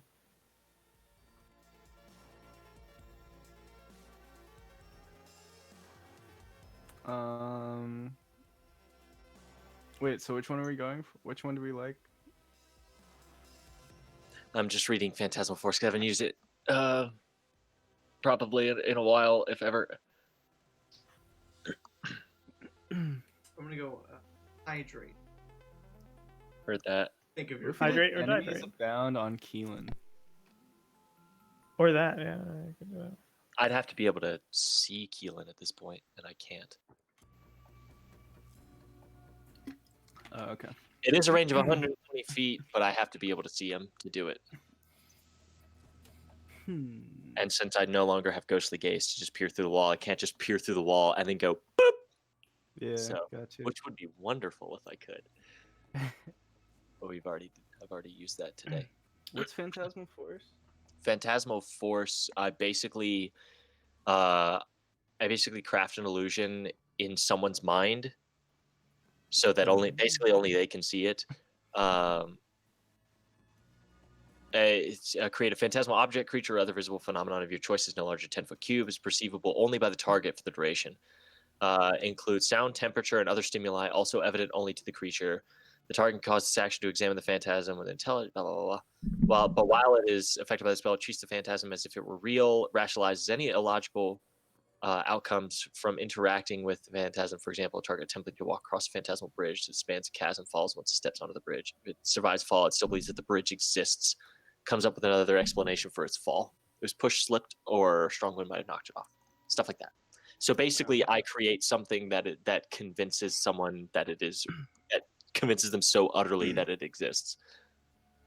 Okay. It can even take damage from the illusion. It's so thoroughly convinced that it's real. Okay. Yeah. You want to try Phantasmal Force? Like, unless you guys, if you guys want to just go back to the university, that's totally fine too. I don't personally care. Logan, You you're are muted. muted. Or Wendell you. could say coconut pizza and Oleg just lets loose. Yeah, Wendell could say coconut pizza. If either one of you, because I want to keep going forward because we're already at the 3.5 hour mark, and I don't want to stop in the middle of stuff.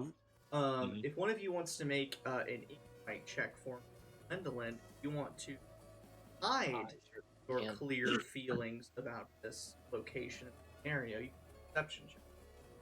Hide my what? Like feelings about this situation, your location.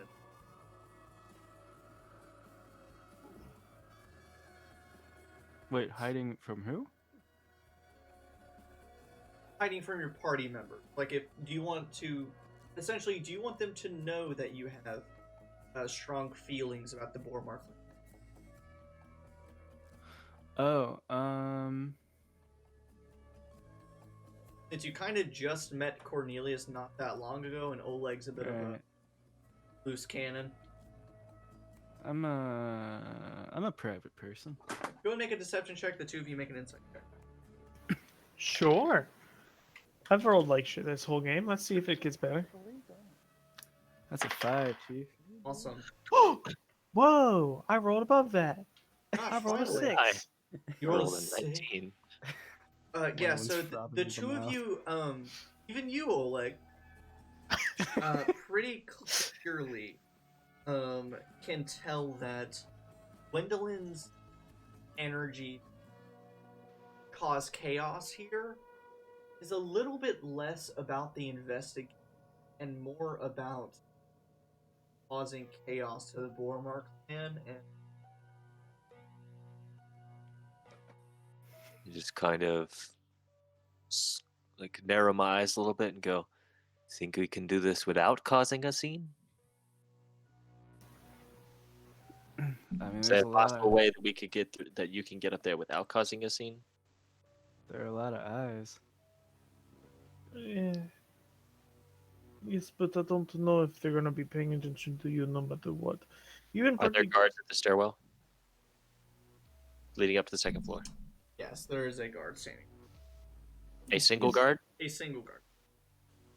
Easy. We could just do something to him in particular. I might have something for that. You could even phantasmal force and make him believe that he needs to pee. Better idea. Logan, Just whisper in his ear, "Hey, something's happening." I'm going to. How about how far away is this guard at the stairwell from me? However far he needs. Cool. That is true. You do have a familiar. I'm just gonna kind of lean down in a chair a little bit, and just the barest little bits of almost like cracks opening in the skin around my eyes, where you kind of almost see like what looks like as if and it almost looks like you're looking into like the night sky when you look into them. And I'm going to use dreaming visage on this guy. Okay. And what save did I say that was?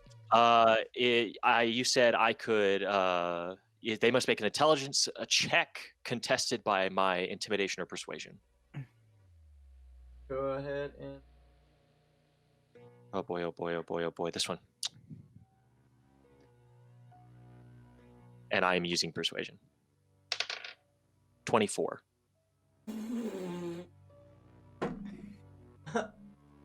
Well, with a roll of a natural 8. Nice. So what do you have this thug? So basically, as you take the form of another creature's dreams or nightmares, on failure, their speed is halved as if a dream, and they're either frightened or charmed for 10 minutes. So what I'm going to basically do is I'm just going to kind of like sink into his mind and just start like forming daydreams. And he's just going to kind of like basically like I'm going to charm him, and basically he's just going to be like kind of oblivious to the fact that Wendelin will be passing by him, essentially. But basically, I'm going to distract him with daydreaming. And so he does Wendelin. You discard get distracted.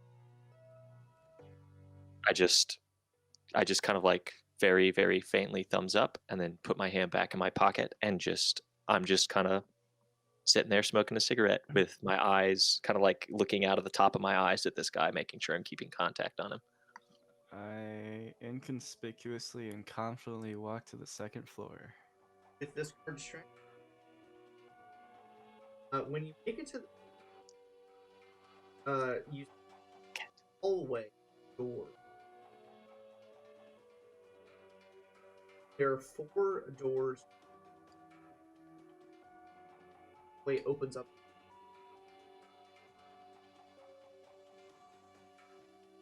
Four doors on the right and a room at the end of the hallway. Yep. Can I see what's in the room at the end of the hallway? Yeah, sure. Walk past the 4 up into one end open. Stairs.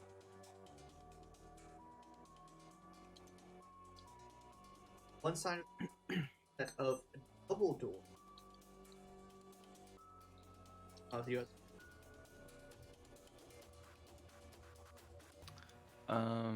Apparently the sound is cutting off. I'll turn off my noise.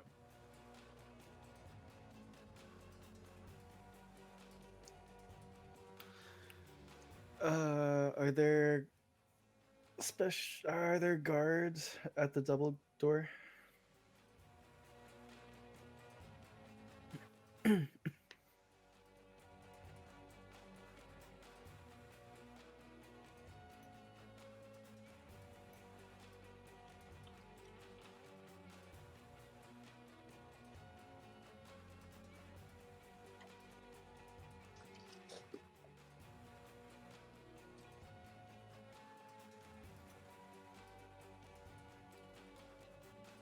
whoops.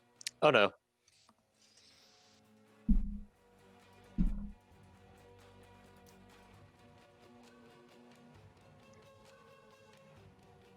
We can hear you. In the meantime, we stretch.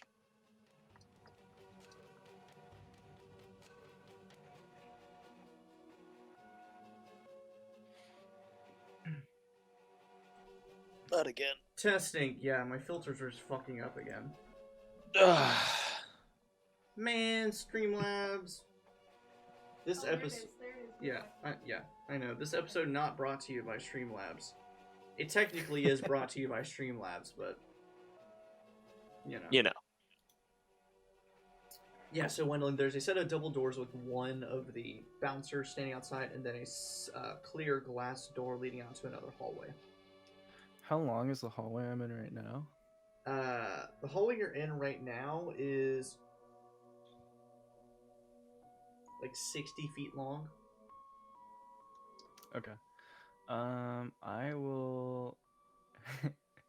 Is this like in Thief? Can I check through the keyholes of doors? What a reference. Not quite. You can try and check under the doorway. Yeah, I'll check the fourth door. So when I came in, like the fourth Yeah. farthest door. You glance through, and you see, what you can barely make out is like the trappings of like a bedroom. Check the third door. Similarly, some kind of sitting room. You can see table and chair legs. Fairly small room. Second door. This room seems to be not necessarily a bed or sitting room, but more of a storage room. Table, cabinets, things like that. First. Similarly, lots of barrels and cupboards, storage pieces. Can I make it to that glass door you mentioned without being Without detected? attracting the attention of the guard, no. It's in view of the guard.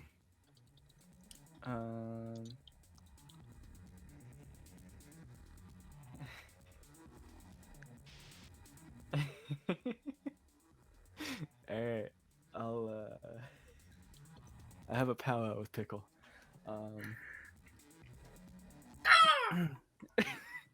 Alright, Pickle. So there's a guard around the corner, alright? The one by the double door, or is there another one by the glass door? No, it's just one guard for both doors. Okay. So there's a guard out there, Pickle. Alright. And I know whenever I send you out, I expect you to come back, right? But this time, I got a special mission for you. Are you ready?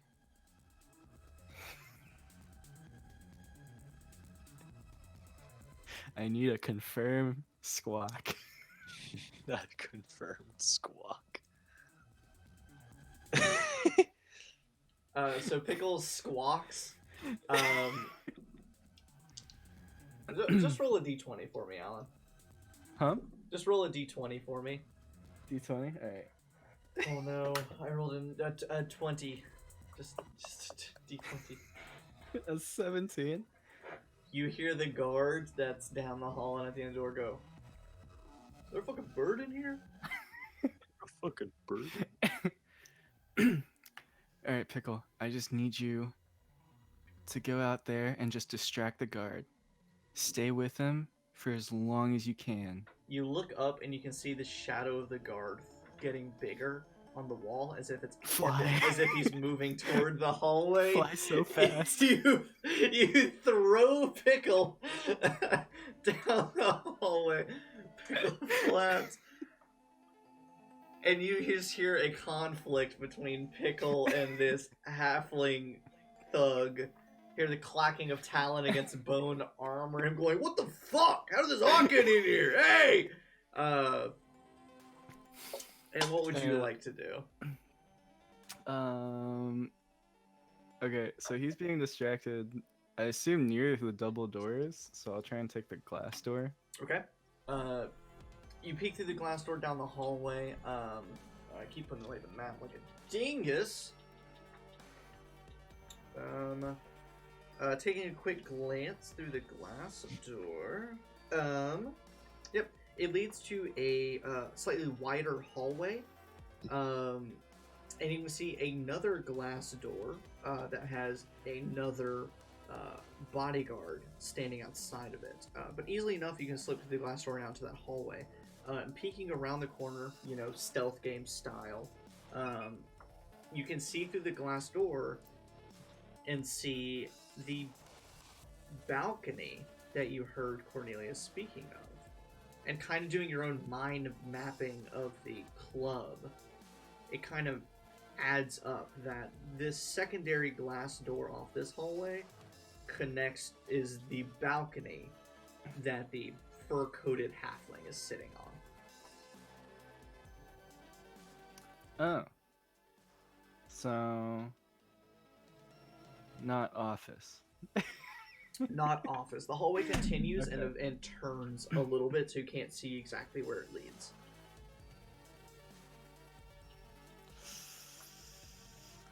I want to make my way back and try and sneak through the double doors. if Okay. the guards Alan, still- roll another d20 for me. Another d20.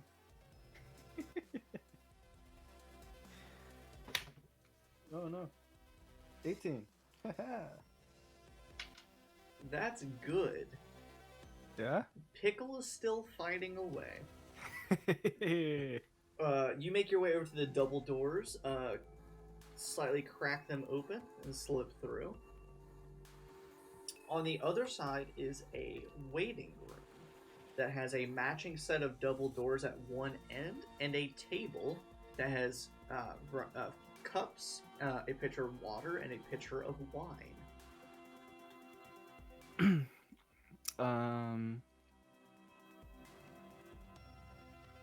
Okay, I make my way to the other double doors and I grab a cup. You grab a cup, make your way to the double doors, peek under, peek through. This is an office. And from what you can tell, this is a boss's office. A desk with where the legs are made entirely of bones. A chandelier overhead made of bones, fur chairs, pelts hanging on the walls. It is Talenta Plains rustic in here, as it were. And so this is some kind of office space.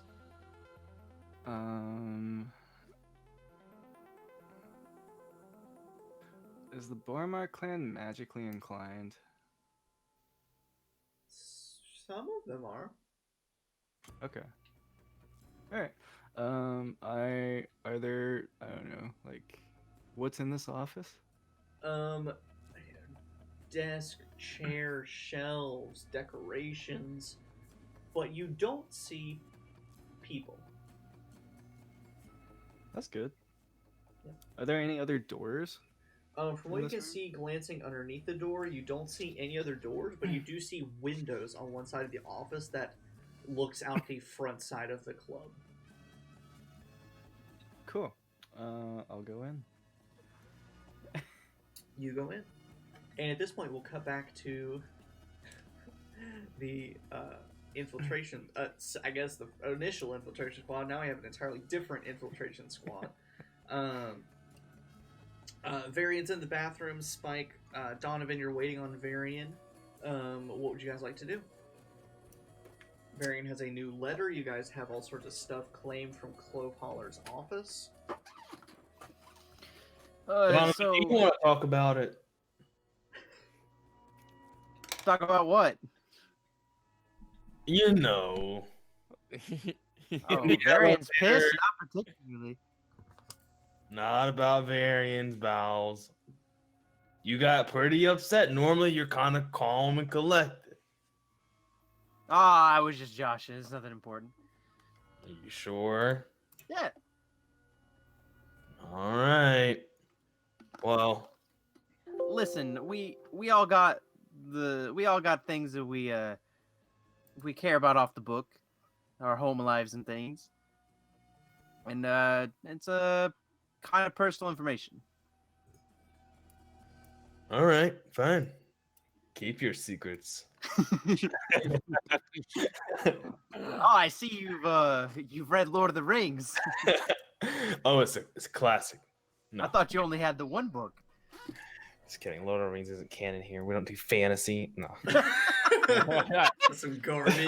But I mean, the girl you saw earlier, that's my kid.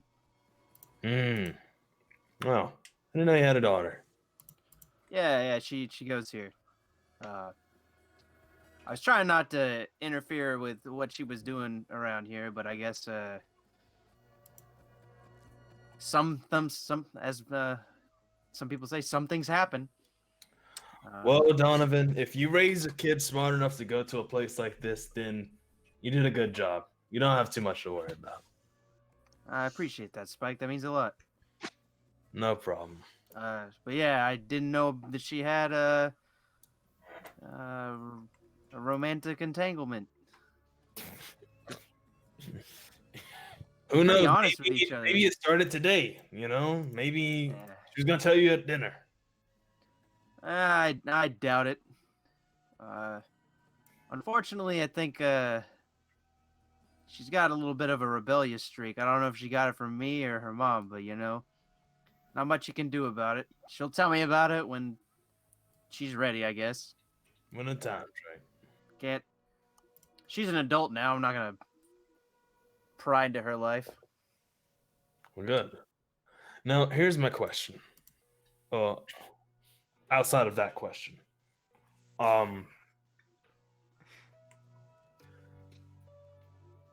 so how are we feeling about this professor guy? Are we talking like take him out, down, or like what? I don't think we're gonna do that. You probably shouldn't say that on a school campus. But Yeah. yeah, it's okay. It's okay.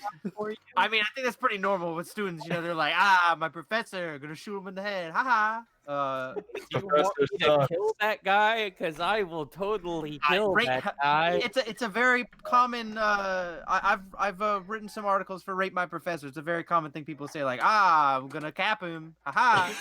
And I like nudge somebody walking by, like, This guy assigned me 3 finals. What a jackass! Hey, Students are walking by the classroom or the office door, just hearing little bits and pieces, just like, Oh, we're Wait, outside what? at this point. You catch that one student who's like, "Wait, you'll kill my professor." Get out of here, you weirdo! I don't know you. You're not my friend. Don't come, Call your don't mom. come to biology tomorrow. Call your mom. Can I come up wiping my hands dry at this point? Yeah, prestidigitation, like, cleaning. But to answer your question, Spike, we got evidence on here to get him in trouble if we need to. But hopefully the other group followed him and found some information. We should try to get in contact with them once we get out of the building. Hopefully there was no incident on their end. I say, thinking to myself, what's the likelihood of that? But yes, I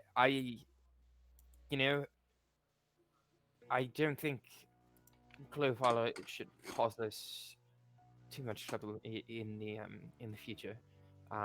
Yeah, he seems like a real mook. I would imagine he himself is fairly scared. Getting wrapped up in all of this, the Bormar, I imagine he probably thought it was just quick money and didn't want to be dragged into, the high-profile serial killings. So He's got to afford those age reversal potions. yeah. I don't know if it's gonna do him any good. Ugly's still ugly. It doesn't matter how old the shit is. Oof.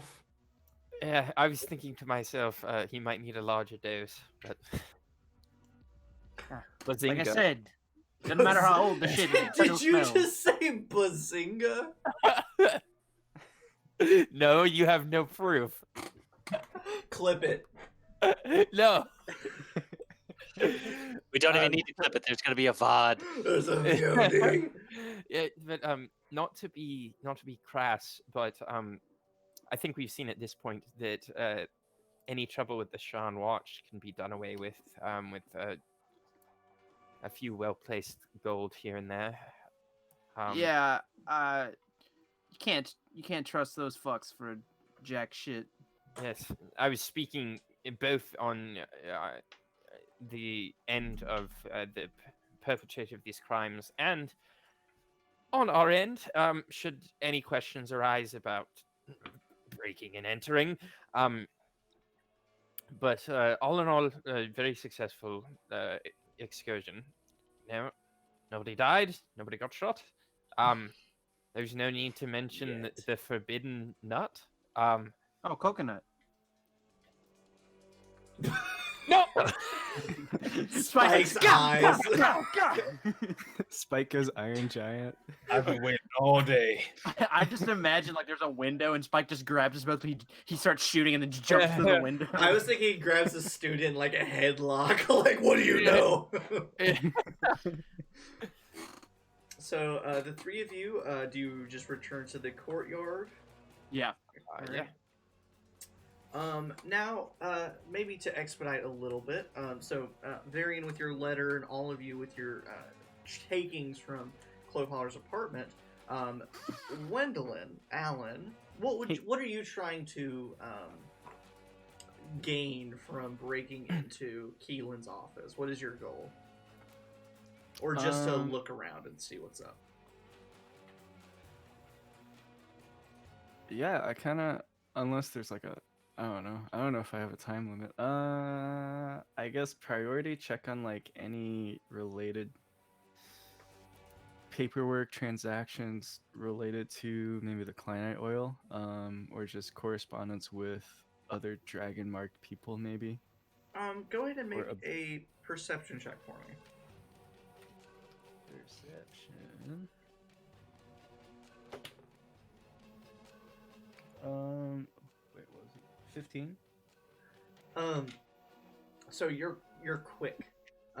You dive over, start sifting through drawers, and you find contracts. You find the legal documents.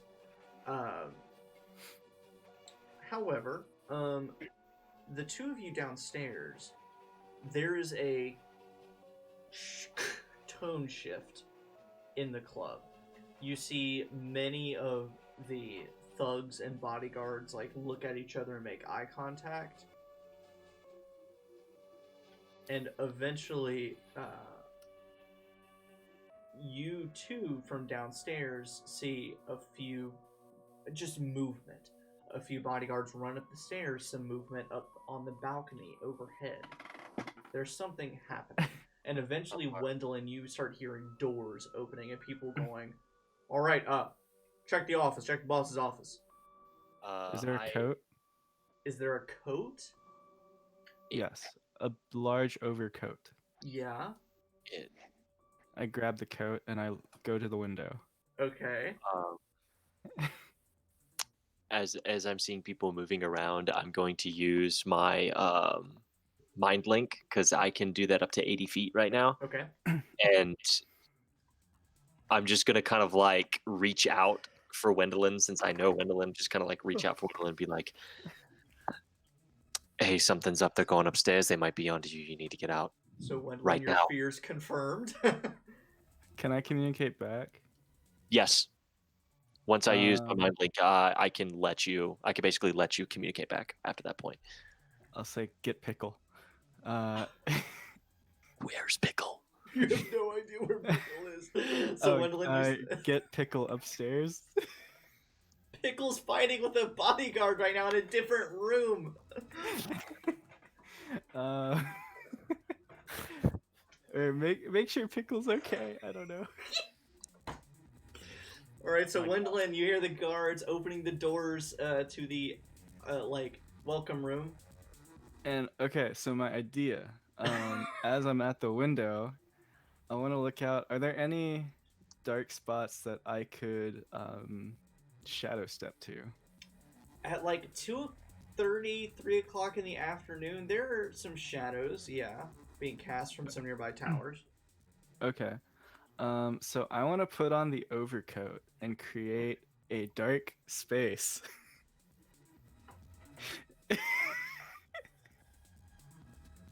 And do a crab walk forward. Shadow stepping outside.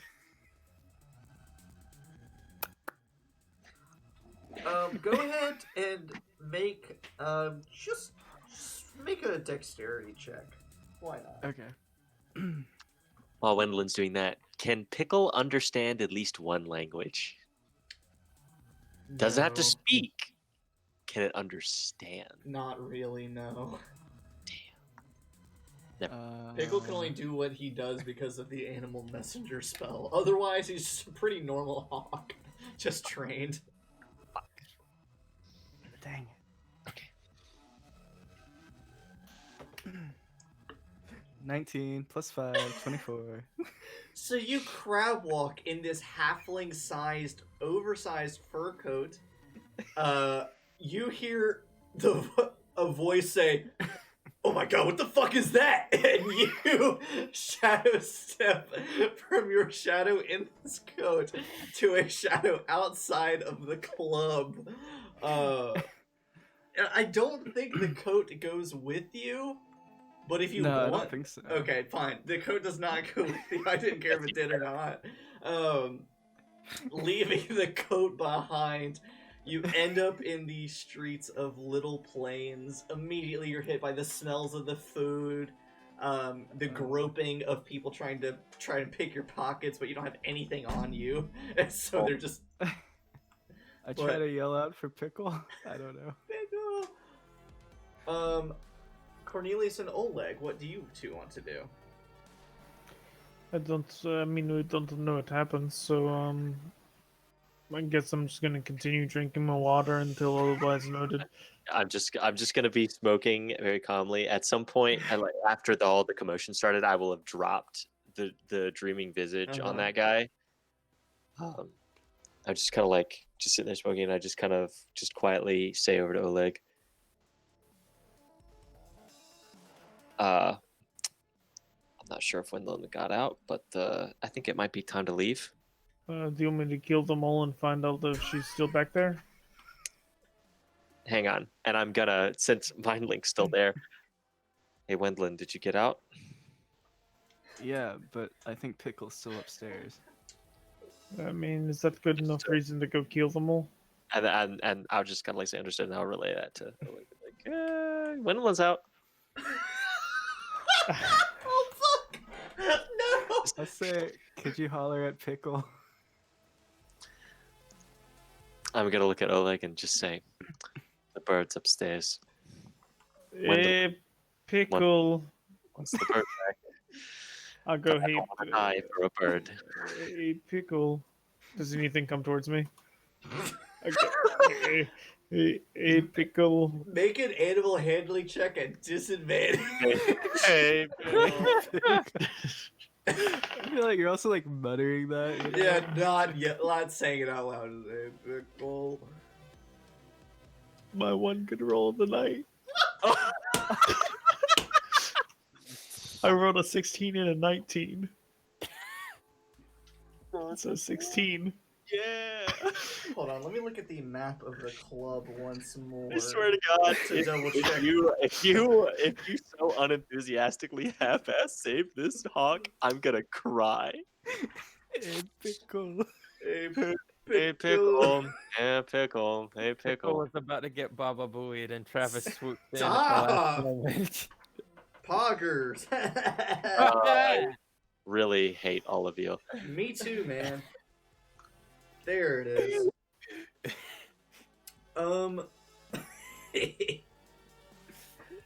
Gwendolyn, your heart is pounding. You don't know what's happening with Pickle. Cornelius isn't responding. You don't know what's up. And then you hear, probably all of you, even very faintly for the people inside, but outside, Wendlin, you hear the shattering of glass as one of the bodyguards smashes through the window and tumbles to the ground, being harried by a hawk in midair and thuds to the ground. Yeah. Pickle lands on the bodyguard, claws embedded, and starts pecking away, and just like looks up at you, and then keeps going at it with his beak. Just cut.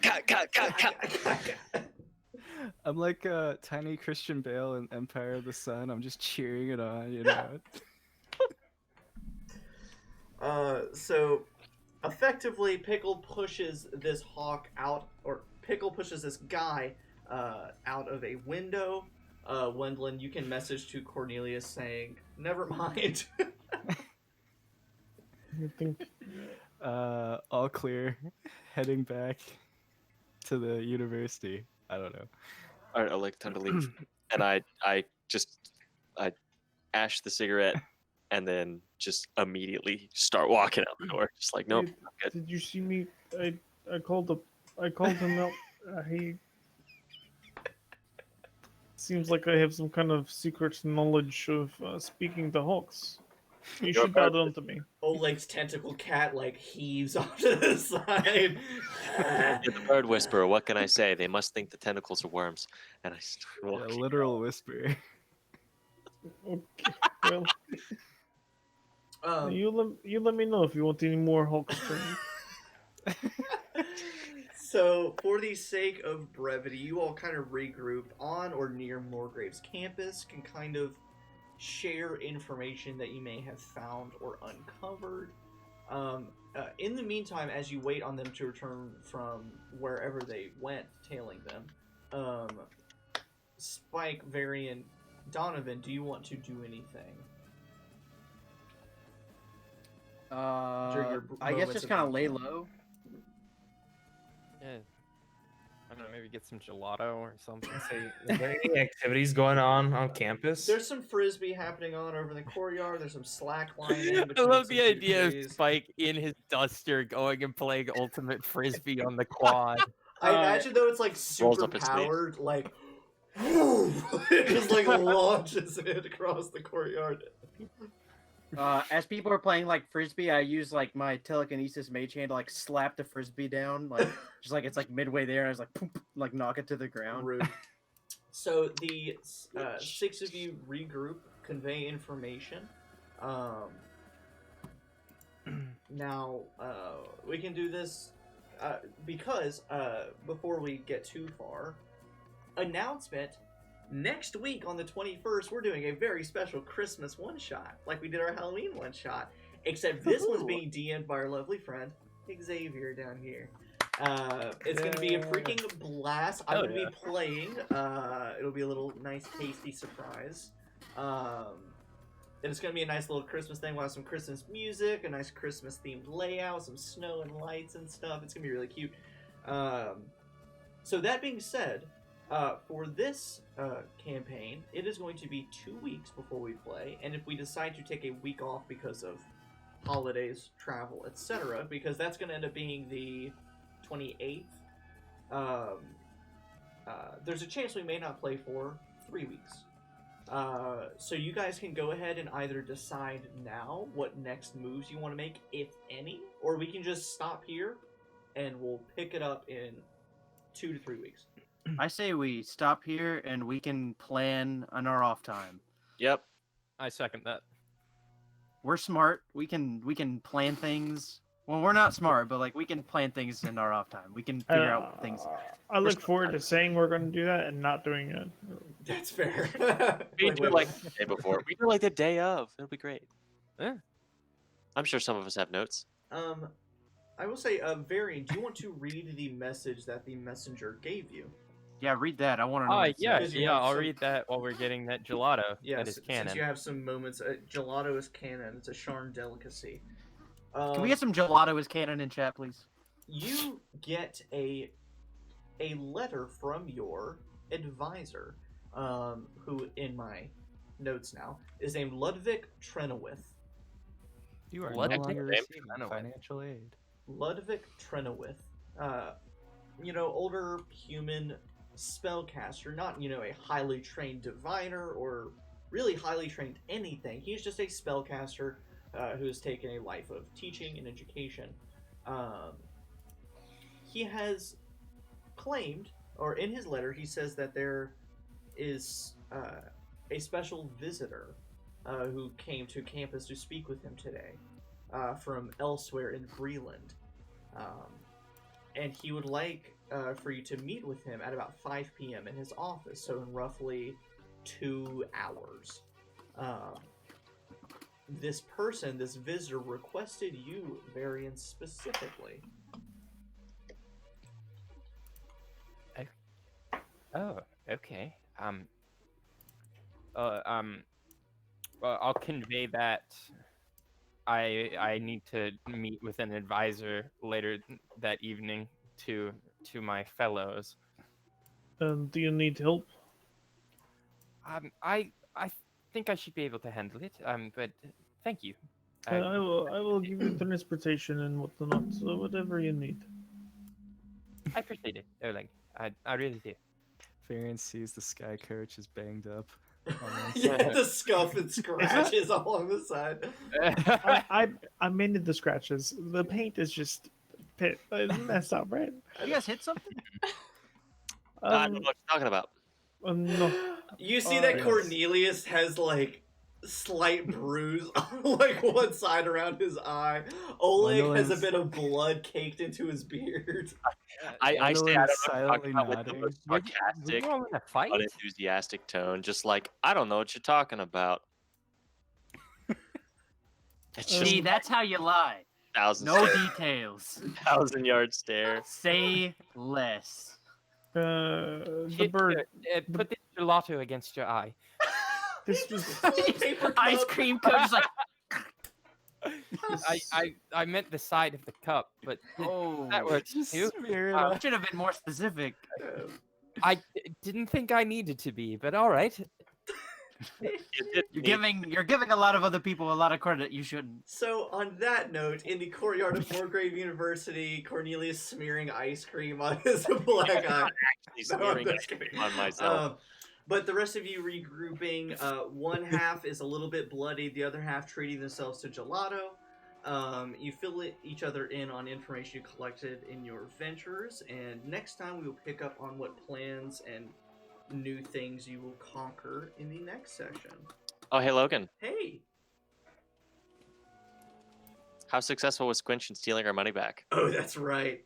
Do you want He to roll? comes back poorer than he was before. Yeah. Somehow he accrued. Sorry, I spent it all on rat hookers. He accrued debt while he was away. He went to school. He enrolled in college while he was out. Oh my God. Do you want me to roll, or do you want to roll? He comes What? back wearing 2 suits. Do you want to roll for success, or do you want me to? Hey, Cornelius, I'm sorry. This guy started talking to me, and long story short, I got a house loan, and I think I'm a Mormon. Kinda. I think I'm a Mormon? I didn't get your Anyway. money, but actually, I have this line of cosmetics to sell now. It's I I joined the pyramid scheme. I am. No, it's multi-level marketing.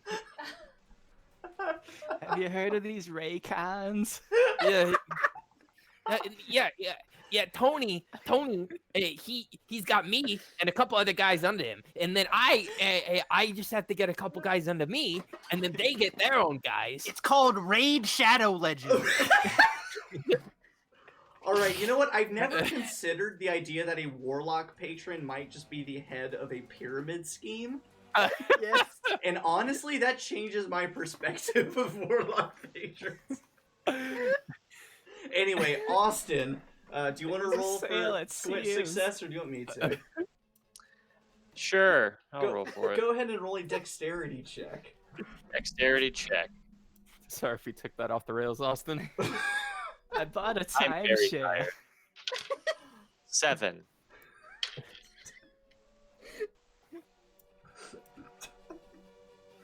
Oh, jeez. I wanted my money back. I'm so disappointed. I know you did. Austin, do you want to use a point of inspiration on Squinch? Yes. 10. There you go. 10. There you go. Okay. All right. That's pretty average. Squinch makes it back with 50 gold pieces. Oh, look at that. They stole 100 from us, and they're from me, and they stole how much from Wendelin? 174 and 3 silver pieces. Oh.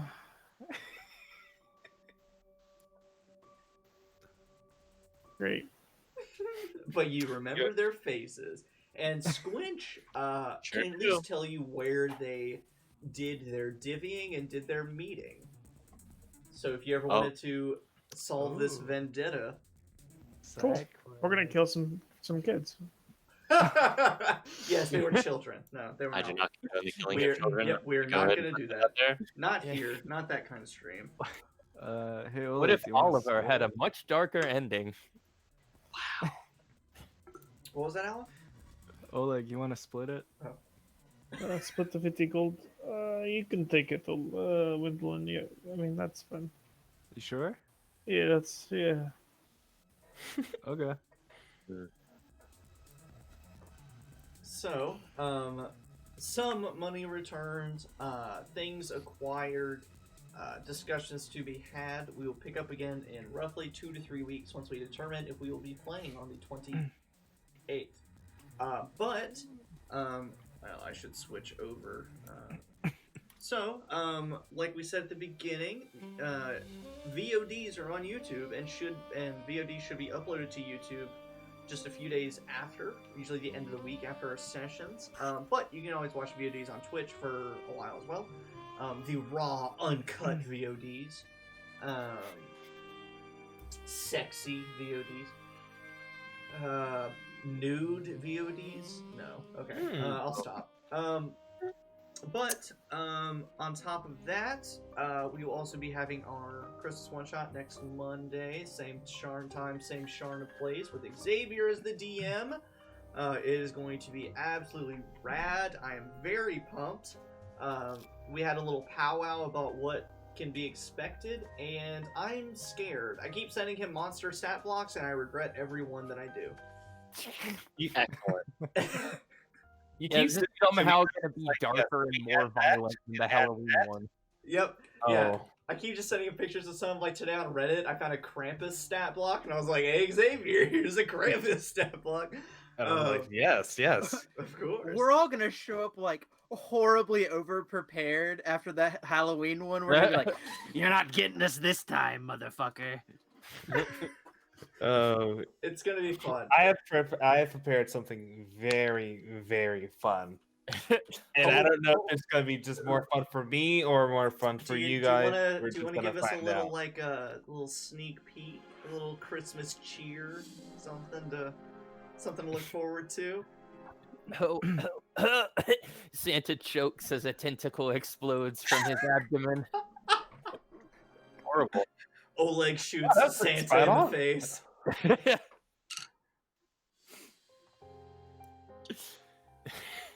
But yeah, no, I cannot wait. It's gonna be a lot of fun, and I get the DM for all of you. I know, lovely. and maybe this will convince Xavier / Xylo Plays to do some big D&D streams on his channel. Speaking of, shout out to Xylo Plays in the chat.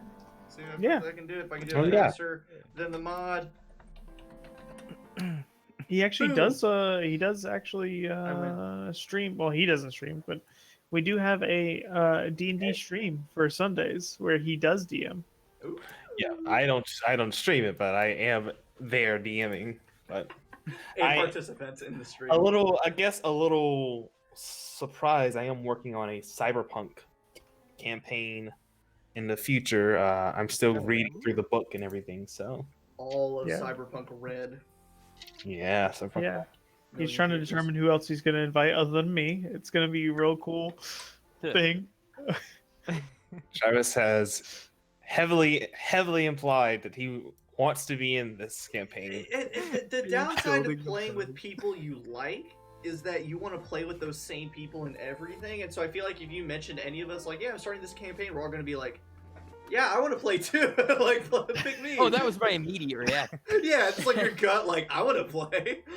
And I guess for chat, if chat is wondering what we do immediately after the stream, we We just all play end up Rocket playing video games for like the next 2 hours afterwards. Yeah, So. we got to Alright. debrief. Other than me, sometimes I fall asleep. Yeah, sometimes. Travis just goes to bed because Well, no, he's an adult. I think last time Travis went to bed, and then I saw on Discord it was like playing Final Fantasy 14 or something. And I was like, you bitch. Caught. So yes, shout out Xavier doing some fun stuff. You're not streaming Cyberpunk right now, right?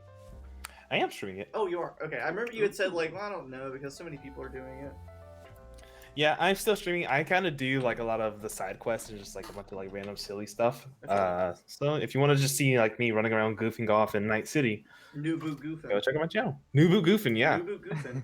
Also, shout out to Mr. Allen over here. He's still doing his test streams. I think he's close to 30 test streams now.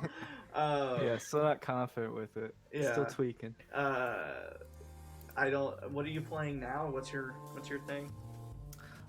So I impulse purchased another game. It was on sale though. I feel that. So, it's called Tell Me Why, and I feel like I've seen that. it's yeah. made by yeah. Dontnod. It's the same people that did the Life is Strange and Life is Strange 2 games.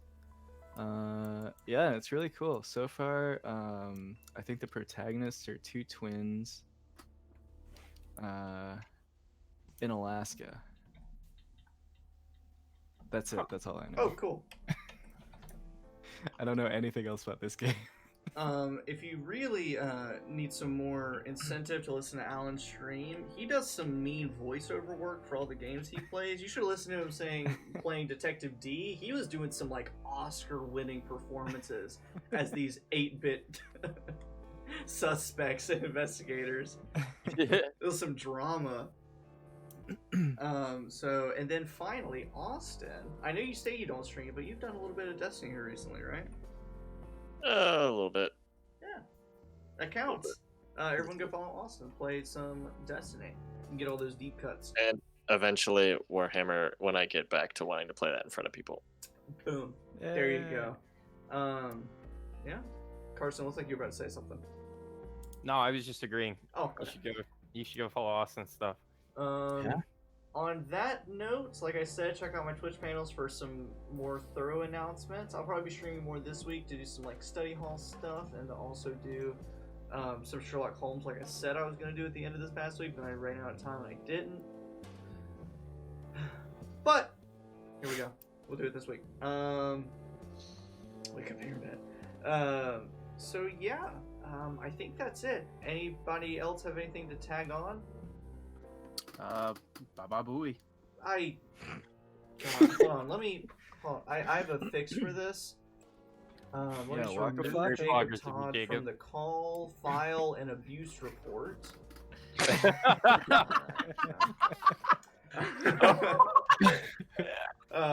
So yes, so next week, Christmas one shot, same Sharn time, same Sharn place. Jacob, hit us with the theme song. No, I don't think I will. All right, everybody, have a great week, and I will see you later. Shine, shine, shine, shine.